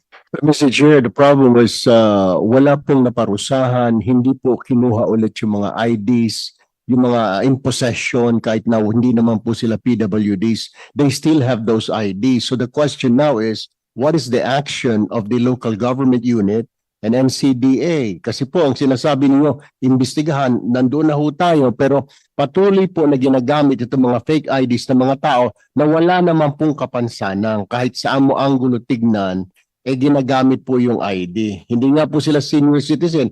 Meron pa nga isang incident na naman ho, 3 sila, isang pamilya, kumain ho sa restaurant sa Maynila, 3 silang puro may PWD. Paano naman ho kikita? Kaya minsan ho itong mga retailers, itong mga merchants, naiinis po sa atin, gawa tayo ng gawa ng mga batas, pero hindi naman po talaga na-implement na maayos at inaabuso po ng iilan, Madam Chair, Mr. Chair.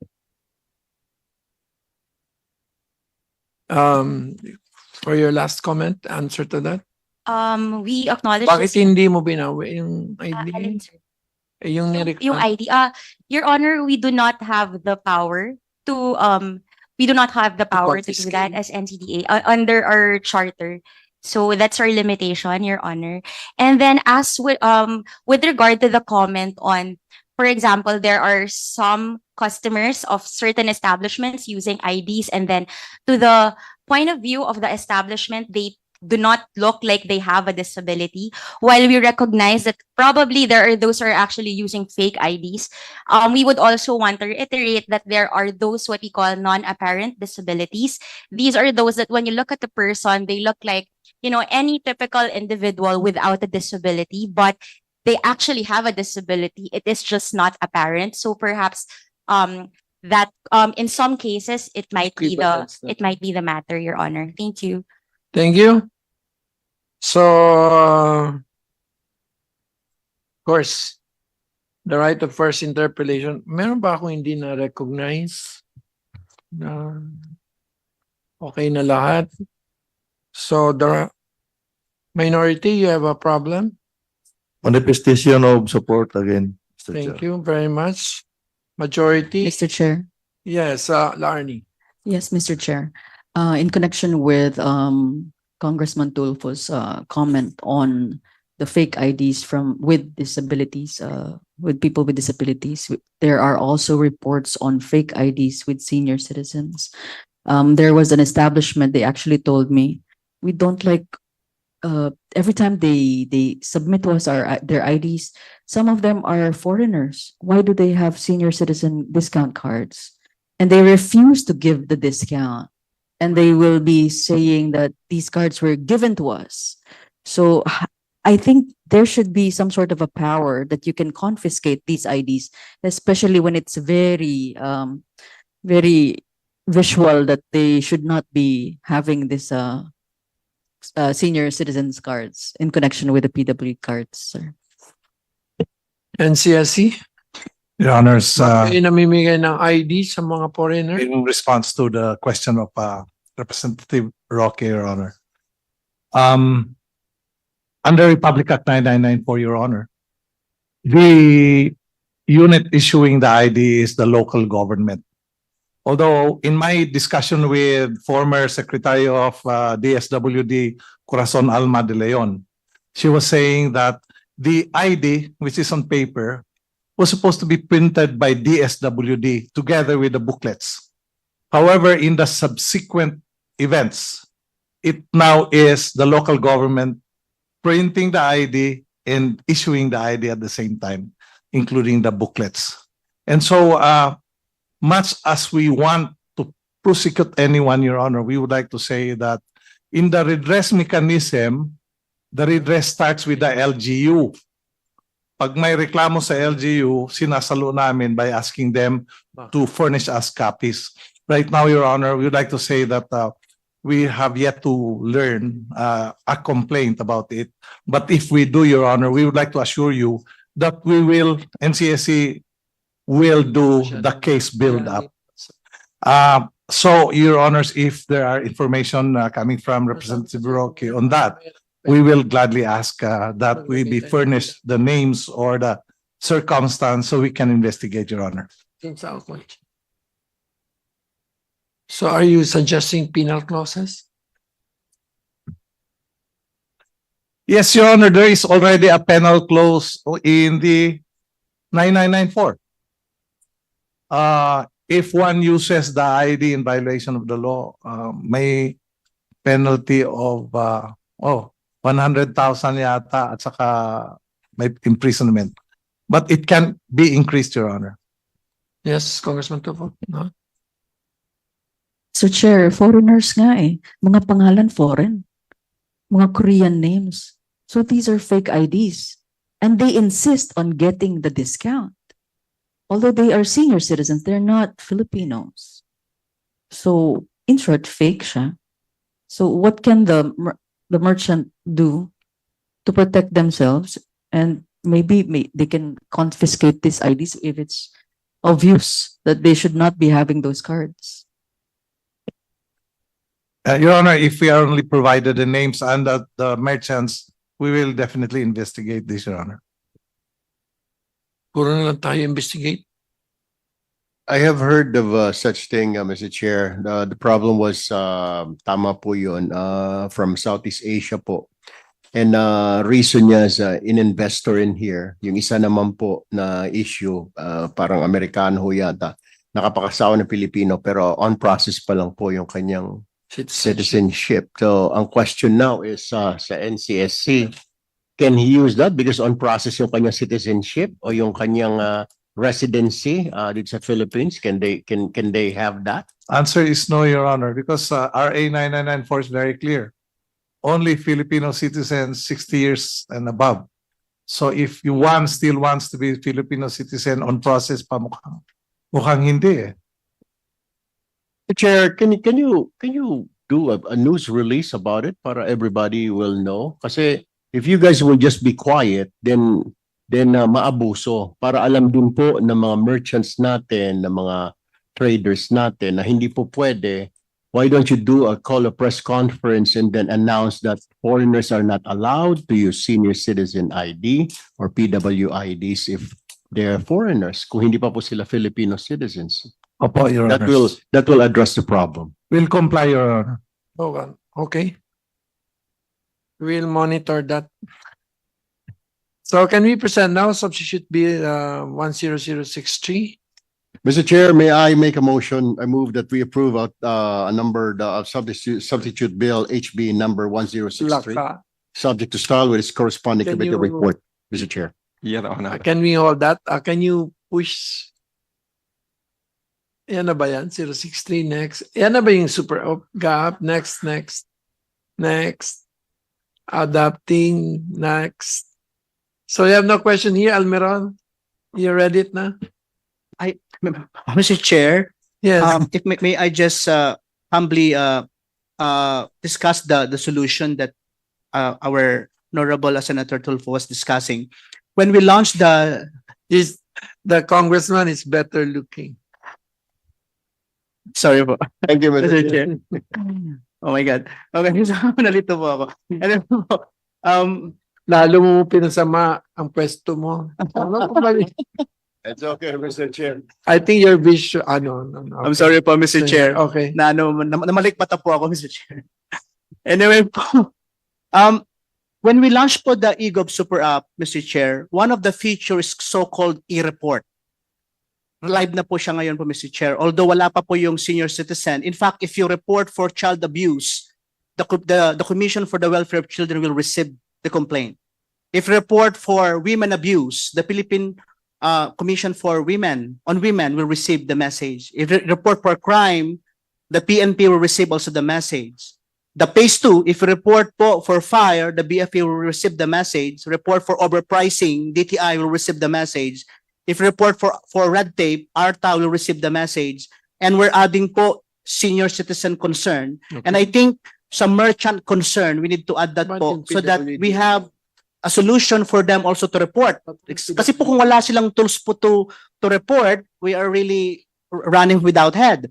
So I think if we're able to promote also that merchants can report fake PWD IDs or senior citizen IDs po, at least po ma-receive po ng ano po yan, ng NCSC o kung sino man po yung po pwede pong tumanggap po ng reklamo, Mr. Chair. So I think we have a solution, Mr. Chair, but I think it's just about the pronouncement po as mentioned po by Congressman Tulfo po for announcement po.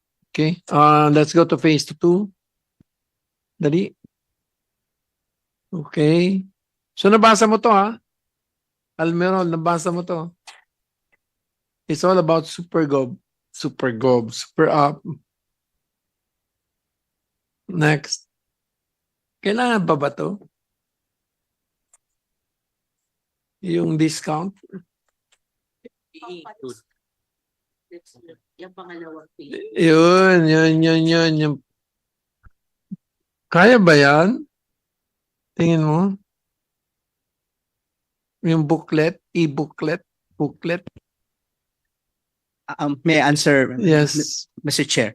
So, doon po sa booklet po is kapag pinakita na po yung kanyang eGov app, pag in-scan po ito ng merchant, example po na grocery po yung isang senior citizen, ay bumili po siya ng pagkain. At during sa kanyang pagbabayad, ay pinakita niya po yung kanyang app, meron pong application programmer's interface po na pwede pong i-provide po tayo po. Para po ma-automatic na po malista po sa booklet yung kanyang binili. Kasi po ang pinaka-hurdle po ng booklet ay imamanual po ito ng senior citizen. Yun po yung luma pong way para magkaroon po ng booklet kung ano ang naging benefit niya, ilan ang naging... I get that. Everybody gets that now. But what about double dipping?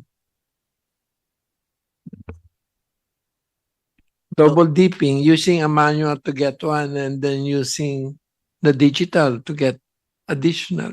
Same thing po. Doon po sa manual, kahit po na hindi po cellphone ang gagamitin niya, pag binigay niya po yung any ID po, the same API po yun, gagana po yun, Mr. Chair. So, hindi po required po na cellphone. So, mahuhuli mo siya? Mahuhuli po yun, Mr. Chair.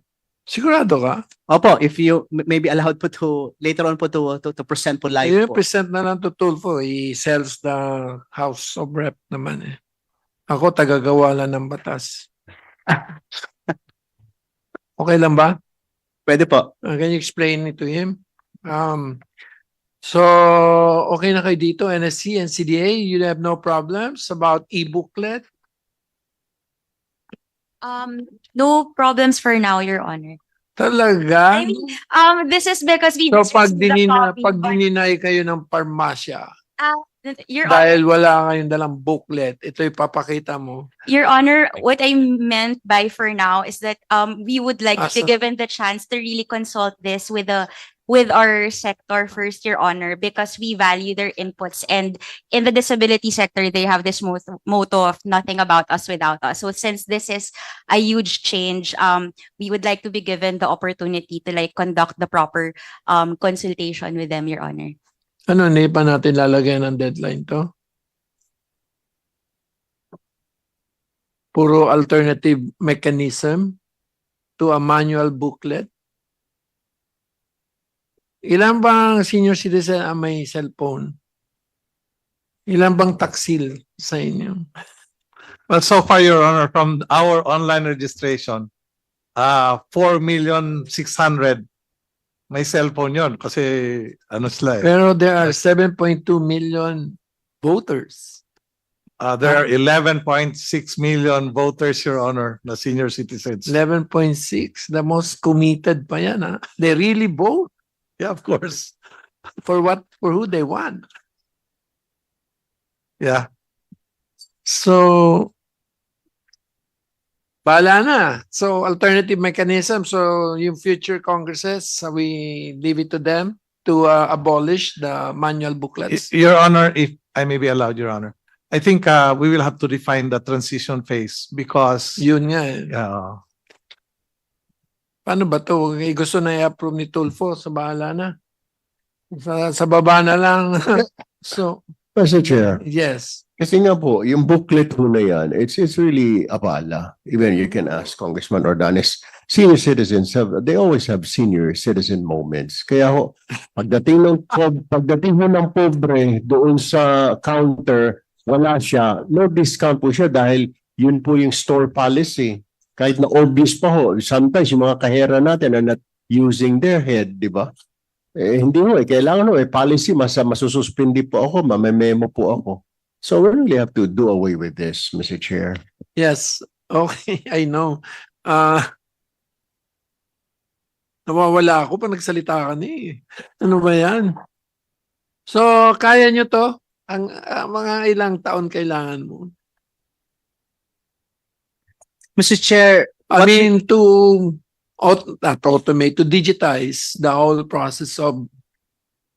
ito po yung naging discussion po, Mr. Chair, with during the brainstorming.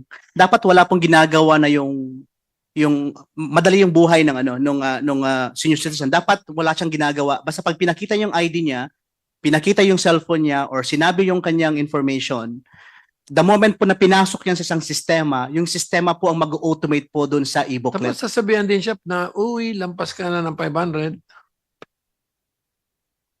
Of course po. May cooperation po kasi yung merchant dito, Mr. Chair. It cannot be done in a full automated way. Kung kinonsume po, halimbawa po, online shopping po, bumili po yung senior citizen sa online shopping. During the registration, meron tayong EKYC po na na-implement. Alam ng online shopping yon na siya ay senior citizen.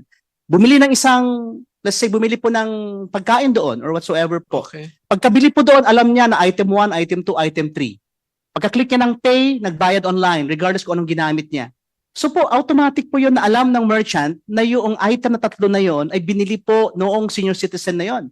So dapat po yan, kaya niyang ibato po yan sa e-booklet agad-agad sa data po ng senior citizen na yon. So ma-automate po yun. Pero wala pong ginawa at all dapat si senior citizen. It's a system-generated e-booklet, Mr. Chair. Mr. Chair, siguro pwede nyo nang isama dyan na automatic ho magkukompute yung app na yan. Para pag chinek man ni senior citizen, yung balance niya, ito na lang, 5 pesos na lang yung discount mo, ito na lang, 100 na lang dahil nagamit mo na. You know, pag walang ginagawa senior citizen, i-check niya yung balance niya. Kung magkano pa ang kanyang discount na ma-avail sa susunod na punta niya sa grocery store. Can we do that, Mr. Chair? Mr. Chair, may I answer po? Yes. It can be done technologically po, but I think this is really a massive implementation for which I think DTI can assist since we have the e-commerce, the Internet Transaction Act passed recently. If there is a mandating power that all merchants should use this kind of validation, ma-automate po yun, Mr. Chair. Kaya pong gawin po yun. Pero kung ayaw gawin po ng merchant, wala po tayo po magagawa, Mr. Chair. Okay. So, assistance of legal guardian, tax administration for purposes of tax monitoring, business under the e-gov PX related to goods service with 20% discount, exemption from VAT granted to seniors and P. O yung PWD gawa kayo ng batas na bawal na ang So, yes. Mr. Chair, just a suggestion on the tax administration provision to include the 5%, not only the 20%. Okay. So, That's paki-move naman dyan, no?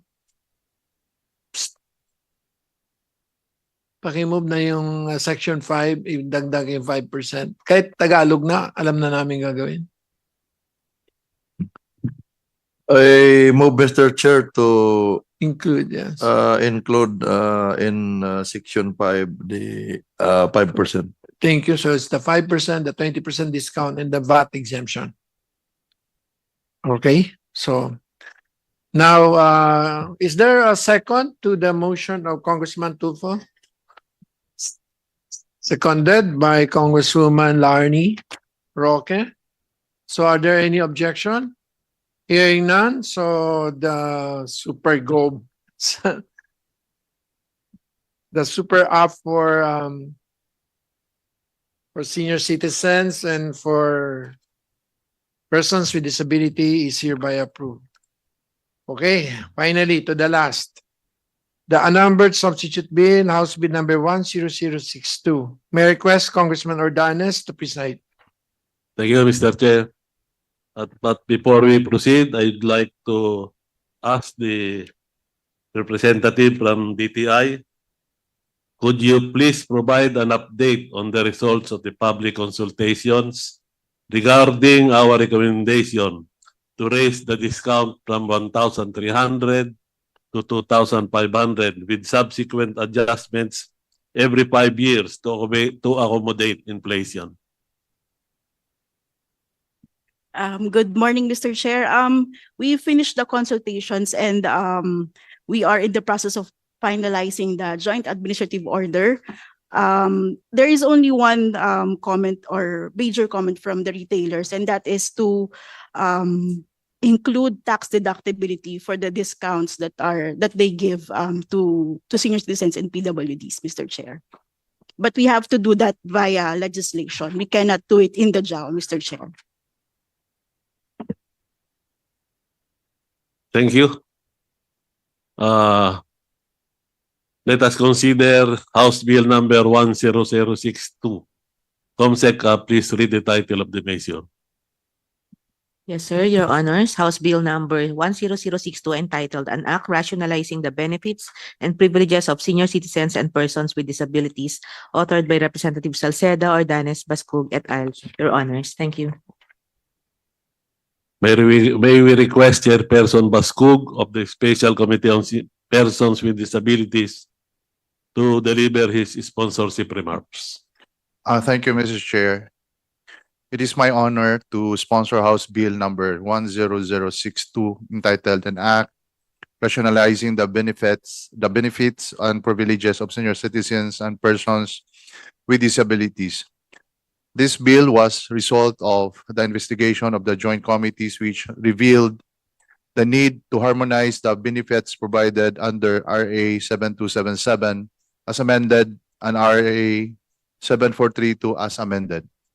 Among those benefits harmonized are the following. Number 1, discount on utilities. Number 2, exemption from training fees. Number 3, additional deduction from the gross income of employers of senior citizens and PWDs. Number 4, monthly stipend. And 5, free medical and dental services, diagnostic and laboratory fees, such as x-rays, computerized tomography scans, and blood tests to indigent senior citizens and PWDs in all government facilities. We also provided the following additional incentives. Number 1, 20% discount on goods and services that are on promotional rate. Number 2, 20% discount on parking fees imposed by establishments. To provide ease and access to services and benefits, we mandated the Department of Information and Communications Technology, or the DICT, to include sections dedicated to senior citizens and PWDs in the eGov PH Super App. That will hopefully do away with the medicine and basic and prime commodities booklet. These provisions, Mr. Chair, will bring substantial benefit to our senior citizens and PWD. May I therefore earnestly seek your support for the measure and at the appropriate time, move for the approval of the measure. Thank you very much. Thank you. May we now hear the comments and recommendations of our resource persons. Please comment on the provisions that were not addressed in House Bills number 10061 and 10063. May we call on first the Department of Finance, Ms. Irene Santaines. Good morning again. So with regard to the 20% discount and exemption from the value-added tax in addition to any prevailing promotional offer, as I have manifested earlier, the position of the draft position of the Department of Finance is that under the current regime, it's double discount is not allowed. But as I have manifested earlier, we submit to the wisdom of the body. Good. And as to the Uy, tatanda ka rin ah.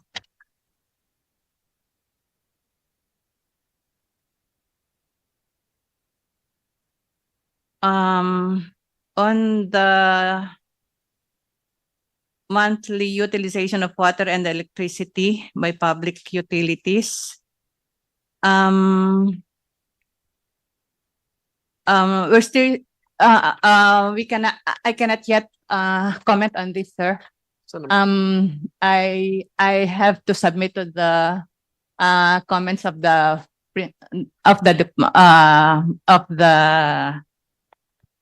principals. But we will provide our official comment as early as possible, sir. See you next. Thank you. Okay, thank you. Next is from DTI, OIC Director Cheryl Carbonell. Thank you, Mr. Chair. Aside from the one that I've mentioned on tax deductibility of the 5% discount, we would also like to suggest that the body consider a case where an SC is also a PWD. So in that case, I believe it is not the intention of the body that there is a separate discount as an SC and as a PWD, Mr. Chair. No double DP. Thank you, Mr. Chair. And also, in the case where an establishment is mandated to provide 20% discount, but is also selling BNPC. So in that case, our position is that that establishment should also provide the 5% discount, Mr. Chair. So both the 20 and the 5%. Thank you. Thank you, Mr. Chair. From the Department of Health. Mr. Chair, magandang tanghali po. On the part of the Department of Health, we have no comment on the proposed bill. Doon lang po sa mga x-ray, yung CT scan, blood test, usually naman po na sasagot naman po yun ng hospital as well as yung medical assistance program ng Department of Health. Thank you, Mr. Chair. Thank you. May we call on the SWD, Attorney Anthony Mark Emokling.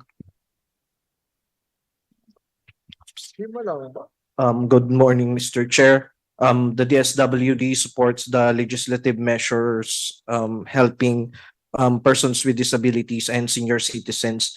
Mr. Chair, we will submit our position paper once it is signed by our secretary. Thank you.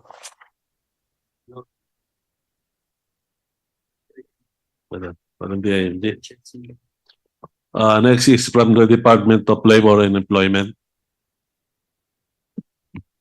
Good morning, Chair. On behalf of the Department of Labor and Employment, as we have stated a while ago, we support the intention of the committee on the promotion of the social justice and inclusion of senior citizens and PWD. Hence, as we have stated, we have submitted our comments in relation to House Bill number 10062. for the consideration of the committee. May I read as follows? Under section 2 of letter F, the additional deduction from gross income of the employers of senior citizens and PWDs equivalent to 25% of the total amount paid as salaries and wages to senior citizens and PWDs, provided that such entities present proof certified by the DOLE that the senior citizens or PWDs are under their employ. On the said provision, the concerned establishment can submit a certification validating the employed senior citizen or PWD, as well as their period of employment and employment status. Subsequently, the department can issue validation certificate based on the DOLE establishment report system. Yes, sir. Thank you po. Thank you. Morales. Next is Philippine Statistics Authority, Mr. Oliver Changpoco. Yes, sir. We pose no objection to the measures and we support this legislative initiative. Thank you. May we call on Bureau of Internal Revenue, Attorney Ron Michael Uy. Your Honor, we defer to the comments of our mother agency, the DOF, Your Honor. Thank you. Thank you. From NTRC, Mr. Donald Bo. Your Honor, we also defer to the position of the DOF on the matter, but we reiterate our observation made on the unnumbered House bill earlier referred to by the Committee on Senior Citizens with regards to the distinction between goods subject to 20% discount and basic necessities and prime commodities subject to 5% discount, Your Honor. Thank you. Noted, sir. To my friend, Chairman Quijano. Thank you, Your Honor. The National Commission of Senior Citizens appreciates this effort, Your Honor, to really improve and update the law. One of the clarificatory issues that I raised earlier, Your Honor, over the consumption of a senior citizen on electricity may finally be put to rest because not exceeding 100, if you go 101, you don't enjoy 5% anymore, can be clarified already. Also, Your Honor, the list that DTI has is kilometric, and there's so much goods available that are being listed. We took it upon ourselves as well, Your Honor, to suggest some other items. Earlier, we were informed about the issue of adult diapers not being covered, and then later we realized that it's covered. But there still are other items, Your Honor, which we submitted to DTI already, Your Honor, with categorizations, including construction material category, etc. So, Your Honor, I hope that if you need our input, Your Honor, we will give that as well to you. But we have given DTI already. Thank you very much, Your Honor. Thank you. Thank you. NCDA. Thank you, Your Honor. For NCDA, we just have a few clarificatory questions. So in the substitute bill, section 2D, it refers to additional deduction equivalent to 25%. We would just like to request if the word additional can be removed because it might add confusion. Because at present, persons with disabilities, for persons with disabilities, actually under the IRR of RA 10524 Rule 6, we already have the 25% tax deduction equivalent to the amount paid to the salaries of persons with disabilities, unless it is the intention of the law that it is another 25%, meaning it will be 50%. So, I mean, we would just like to be clarified on that. We understand that there is no such provision at present for senior citizens, but for persons with disabilities, we already have that.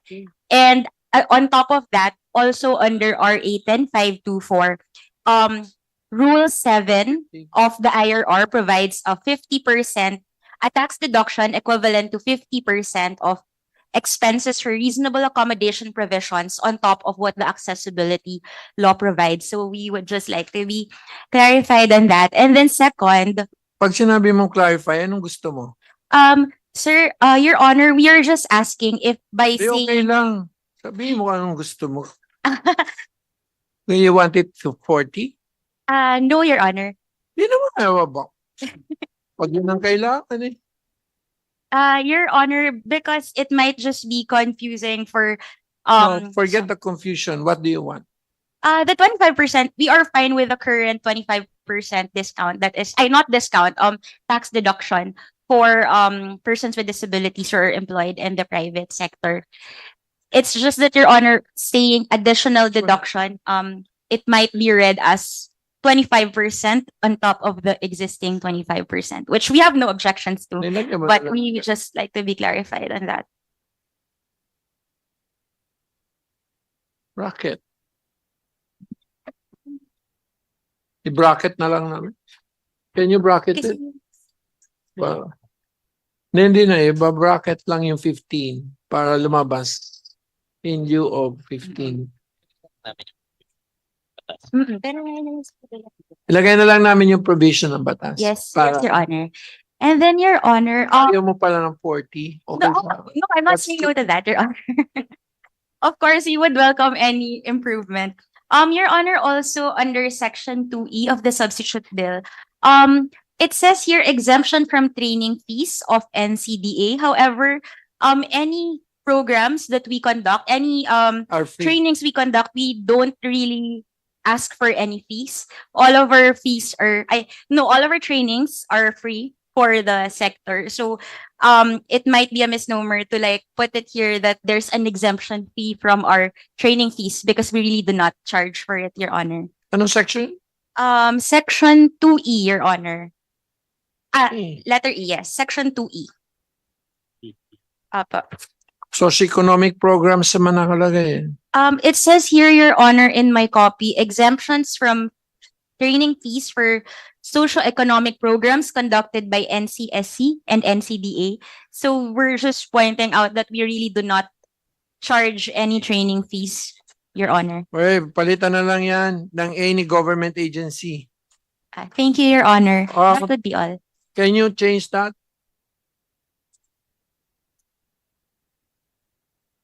Pakitype, pakitanggal na yan. That's a substitute. Exemption for training fees by any government, all government agencies. No further comments on my end, Your Honor. Thank you. Does that satisfy you? Yes, Your Honor. Thank you Dahil very sa'yo, much. brinat ko na. Paki-erase Thank you, na yung Your iba. Honor. Alisin na yung NCSC. Alisin mo na yan.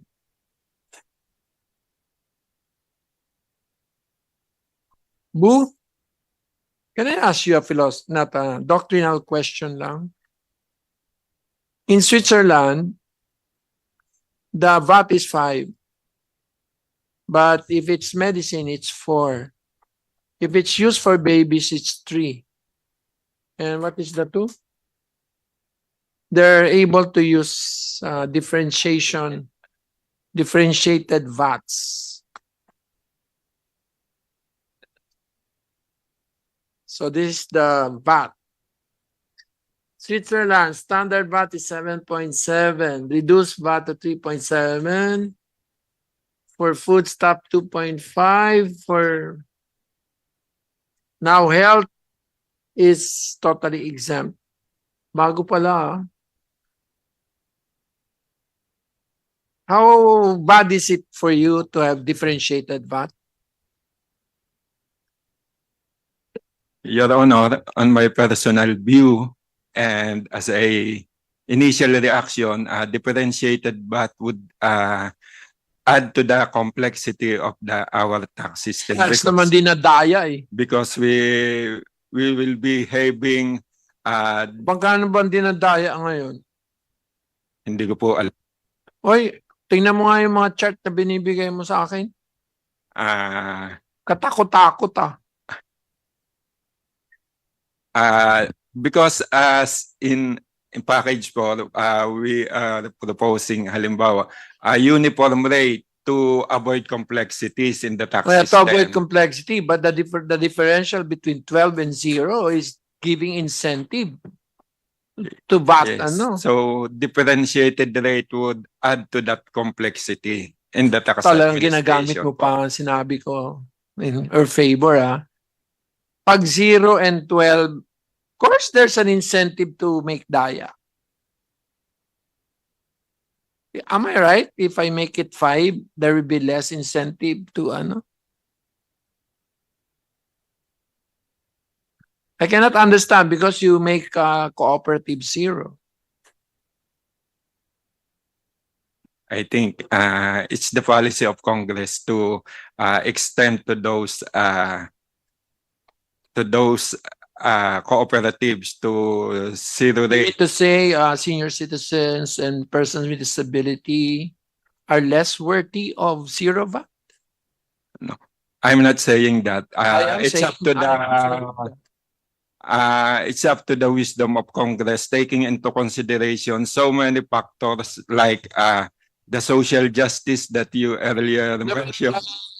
It's less about social justice. I'm talking about Switzerland having differentiated VAT. So how bad it is for tax authorities in terms of collection efficiency to have differentiated VAT. Usually, I would You will defer to the to the position of the DOF on the matter. But you're the NTRC. I'm just a division chief in the NTRC, so I cannot commit officially what the NTRC Okay, hindi ka will rin take on NTRC. that. You're Mr. Boo, my friend. So how bad is it to have differentiated VAT? Why is it you have to have 0 VAT and 12% VAT only? Why not 5? Why not 7? Because the rest of Switzerland, you know the VAT in Switzerland, no? I know in Singapore it's also differentiated now. 9, etc. Increasingly, other countries are finding it as an instrument for social justice. As you are aware, Your Honor, the differentiated VAT 12% and 0% is a result of long deliberation in Congress. I know. Because initially it was 10%, but you increase it to 12%, and then you. So it's a result of the wisdom of our policymakers to have that system. Your Honor. Okay, Thank anyway. you. Doon sa double dipping, sino yung double dipping kanina? Ikaw? Both laws have anti-double dipping. Both 10754 and 99. Ano ba sa? Puno na ako. 9994 and both of them have anti-dipping. So if you get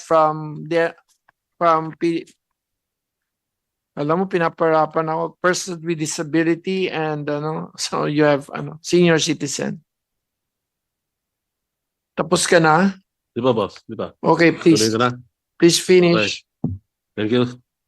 The right of first interpellation shall be given to the members of the minority and thereafter to those of the majority. Talaga Do we have naman. questions from the minority? Mr. Chair, I am not asking question, but I would like to introduce amendments, no, on the granting of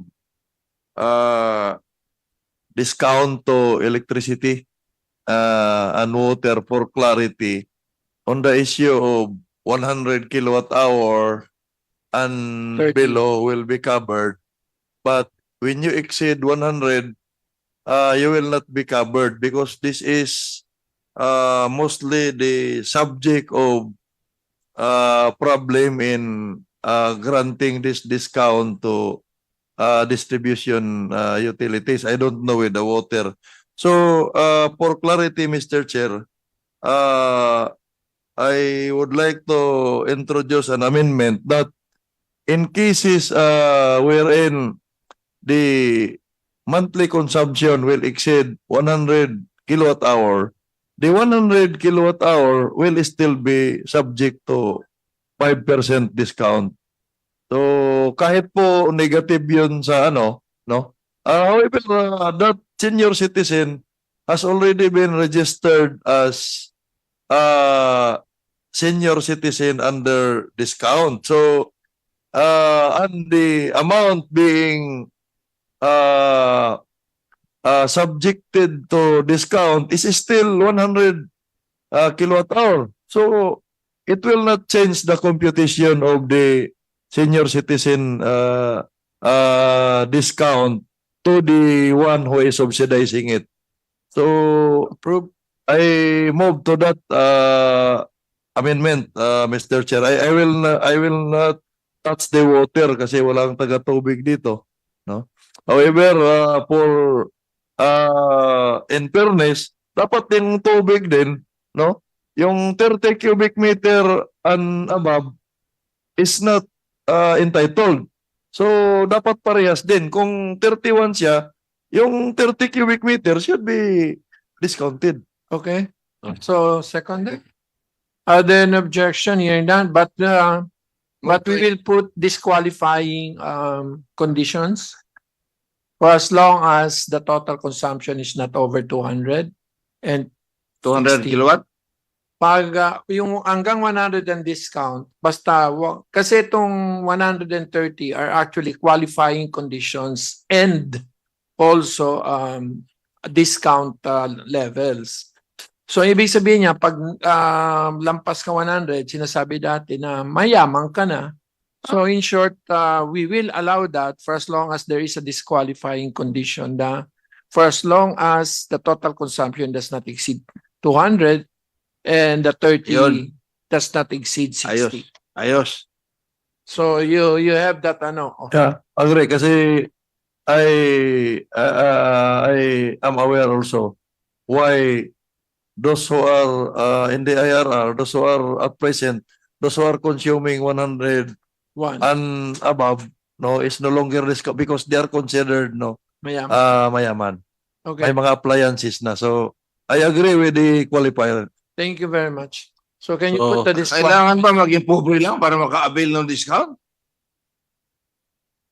Senior, talking about seniors.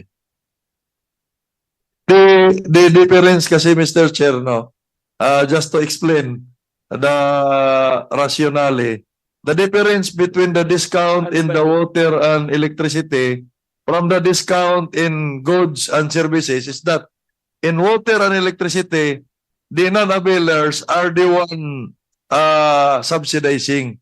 So, if you are not a senior citizen, sa inyo ipasa yung discount.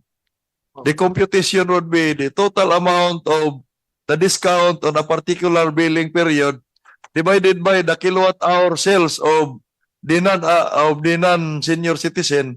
Yan po yung additional cost that will be incurred to the non-senior citizen. Cross-subsidy kasi po. Cross-subsidy siya. Kaya we don't want to subsidize yung mga as mayayaman na. Tanggapin mo na muna kasi it's much better than the current situation. Sige, move to approve, Mr. Chair. All right. Is Okay. there any second? So, ayan, in-approve na nila. Mr. Chair, maybe, Mr. Chair, good morning. Maybe we be allowed to provide our comments also. We were not called earlier Sige, this morning. Danes, call them. Okay, go ahead. Okay. You may proceed. Good morning, Mr. Chair, distinguished members of the body. The Department of Interior and Local Government expresses its gratitude for the invitation to today's hearing, no? And we wholeheartedly support the measures for our senior citizens and our persons with disability. With regard to House Bills number 10061 and 63, we have no objections thereto. However, we would like to invite the attention of the Honorable Chair and the body to Section 3 letter C of House Bill 6, sorry, D, section 3D of House Wala Bill na number to. 10062. The provision states Kasi inayos na natin yun. it's with regard to the local government units providing social safety assistance. Your Honor, we would just like to manifest that under section 21 of RA 10121, this is the relief fund, no, disaster relief fund. It provides that the LDRRMF amounting to not less than 5% of the estimated revenue from regular sources shall be set aside to support disaster risk management activities such as, but not limited to, pre-disaster preparedness programs, purchase of disaster response, rescue equipment, supplies, medicines, and for post-disaster activities, as well as payment for premiums on calamity insurance. Your Honor, Section D provides in the bill, it allows the utilization of the NDRRMF for times of economic shock and financial assistance for domicile repair.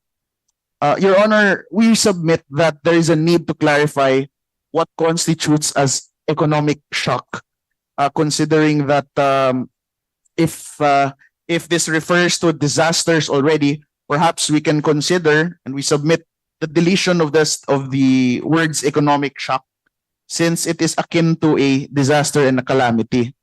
Now the law also provides, RA 10121 also provides for the reconstruction of damaged houses to make them disaster resilient. However, the proposed measure provides for financial assistance for domicile repair.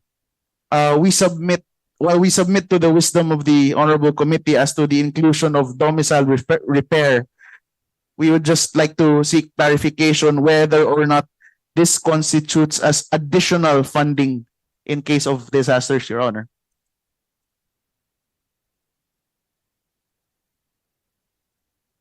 Okay na. Pwede, can you, bakit nandiyan ba tayo? Can you change the ano? Secretariat, can you,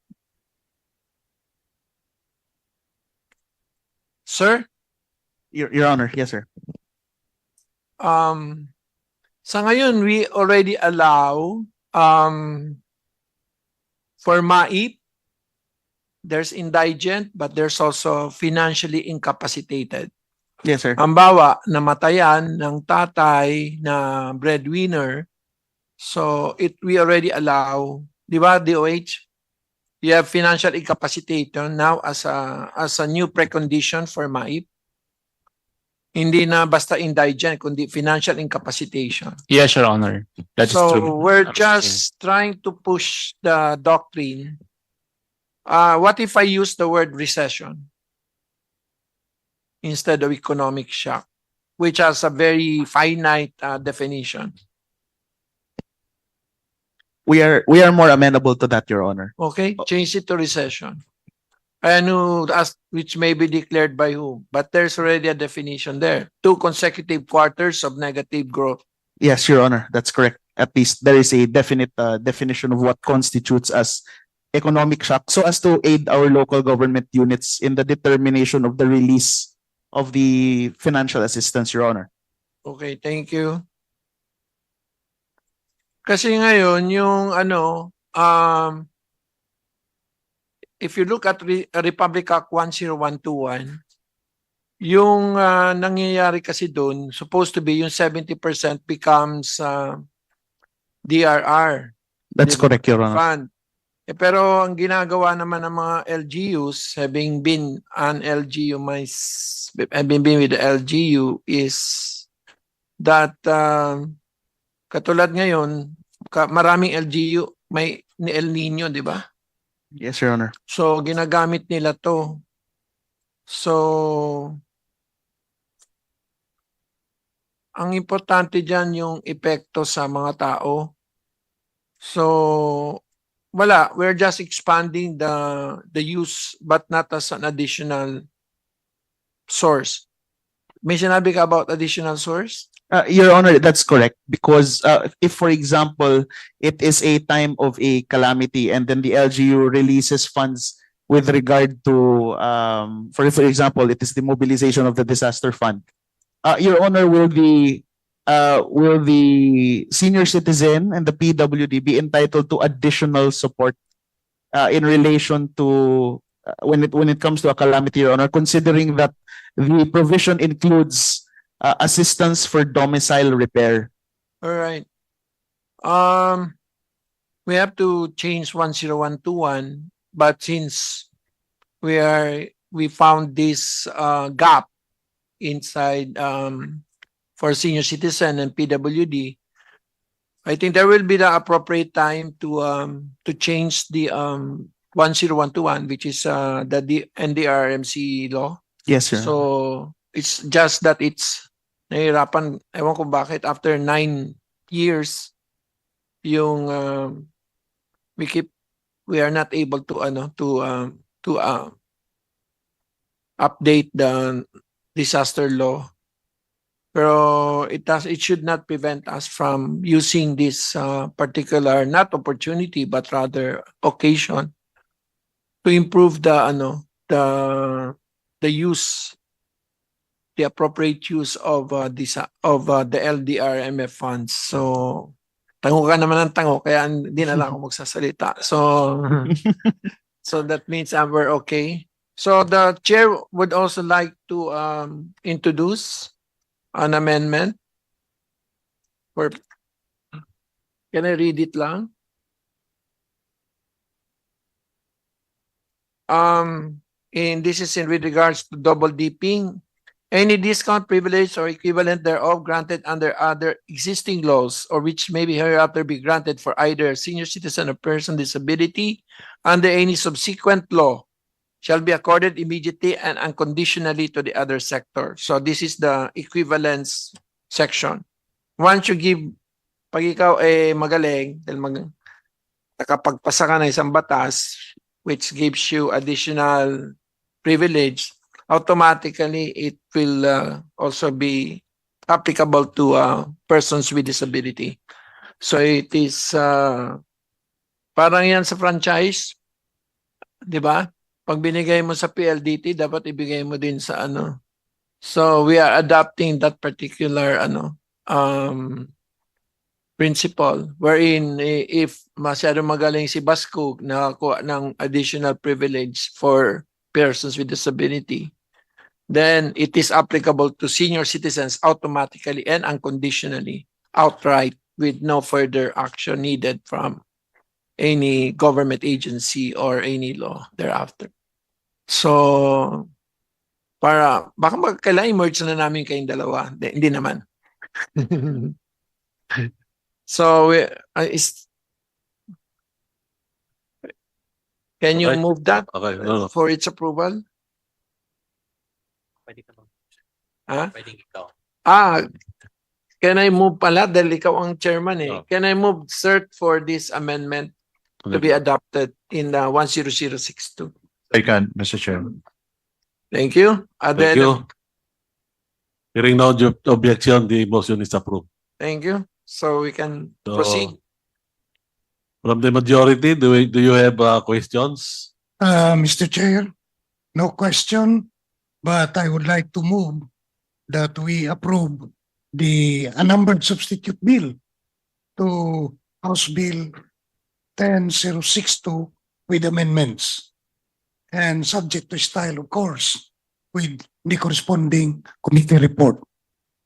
Thank you, Mr. Chair. Second. Second, Mr. Chair. Ikaw. There is a motion and hearing no objection, the motion is approved. Thank you. Now, may I now call on Chair Salceda to preside over the meeting. Sayang kasi dapat kakasama dito yung yung ano tawag dyan? Yung mga single, yung mga solo parents, kaso it's under revision of laws. The oversight. Bakit hindi pwede? PWD. O, sige na nga. Mr. Chair, Yes. Mr. Chair, may I move that all members who are present now be made co-authors of the House Bill 10062 and maybe also 10063 and 10061. Thank you, Mr. Chair. Second. Are there any objections? Hearing none? So thank you, Congresswoman Roque. Magsaswap ba kayo ng asawa mo? Chismis lang. So the Secretary is hereby directed to finalize the committee reports, submit to the amendments on the 3 substitute bills, and file them with the Committee on Rules, Bills and Index. Bago na kasi, Bills and Index, bago pumunta ng rules. And for the other amendments, please send to us, and we will consider them in the plenary. So this is the first time that we are putting on principle of equivalence between senior citizen and persons with disability. Katulad yan, yung 1992, ngayon lang namin na-discover na tungkol sa employment. 1992 pa pala sa PWD. Alam mo, pinahirapan mo talaga ako, NCDA. So, ang sasabihin ko?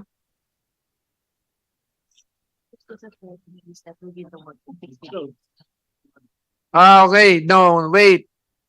So, since January 13 that we were instructed to work with the 2 great committees, persons with disability and senior citizen. In January 13, we have actually been able to finish our work from, there's the complete highlights of what we have done on January 17, 23, 30. Halos wala kami absent. February 6, February 13.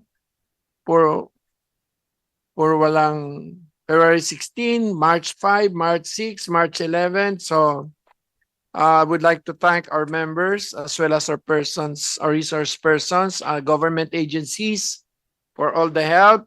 Now I think we are ready. Mr. Chair, move for adjournment, Mr. Chair. Galing talaga ni Roque.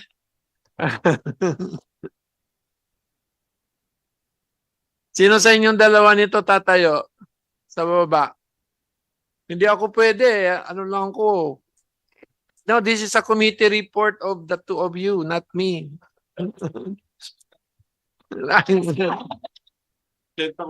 Absent. So, are there any objection? Hearing none. So, this committee, on behalf of the Committee on Ways and Means, this joint committee hearing is hereby adjourned. The meeting is adjourned for the Committee on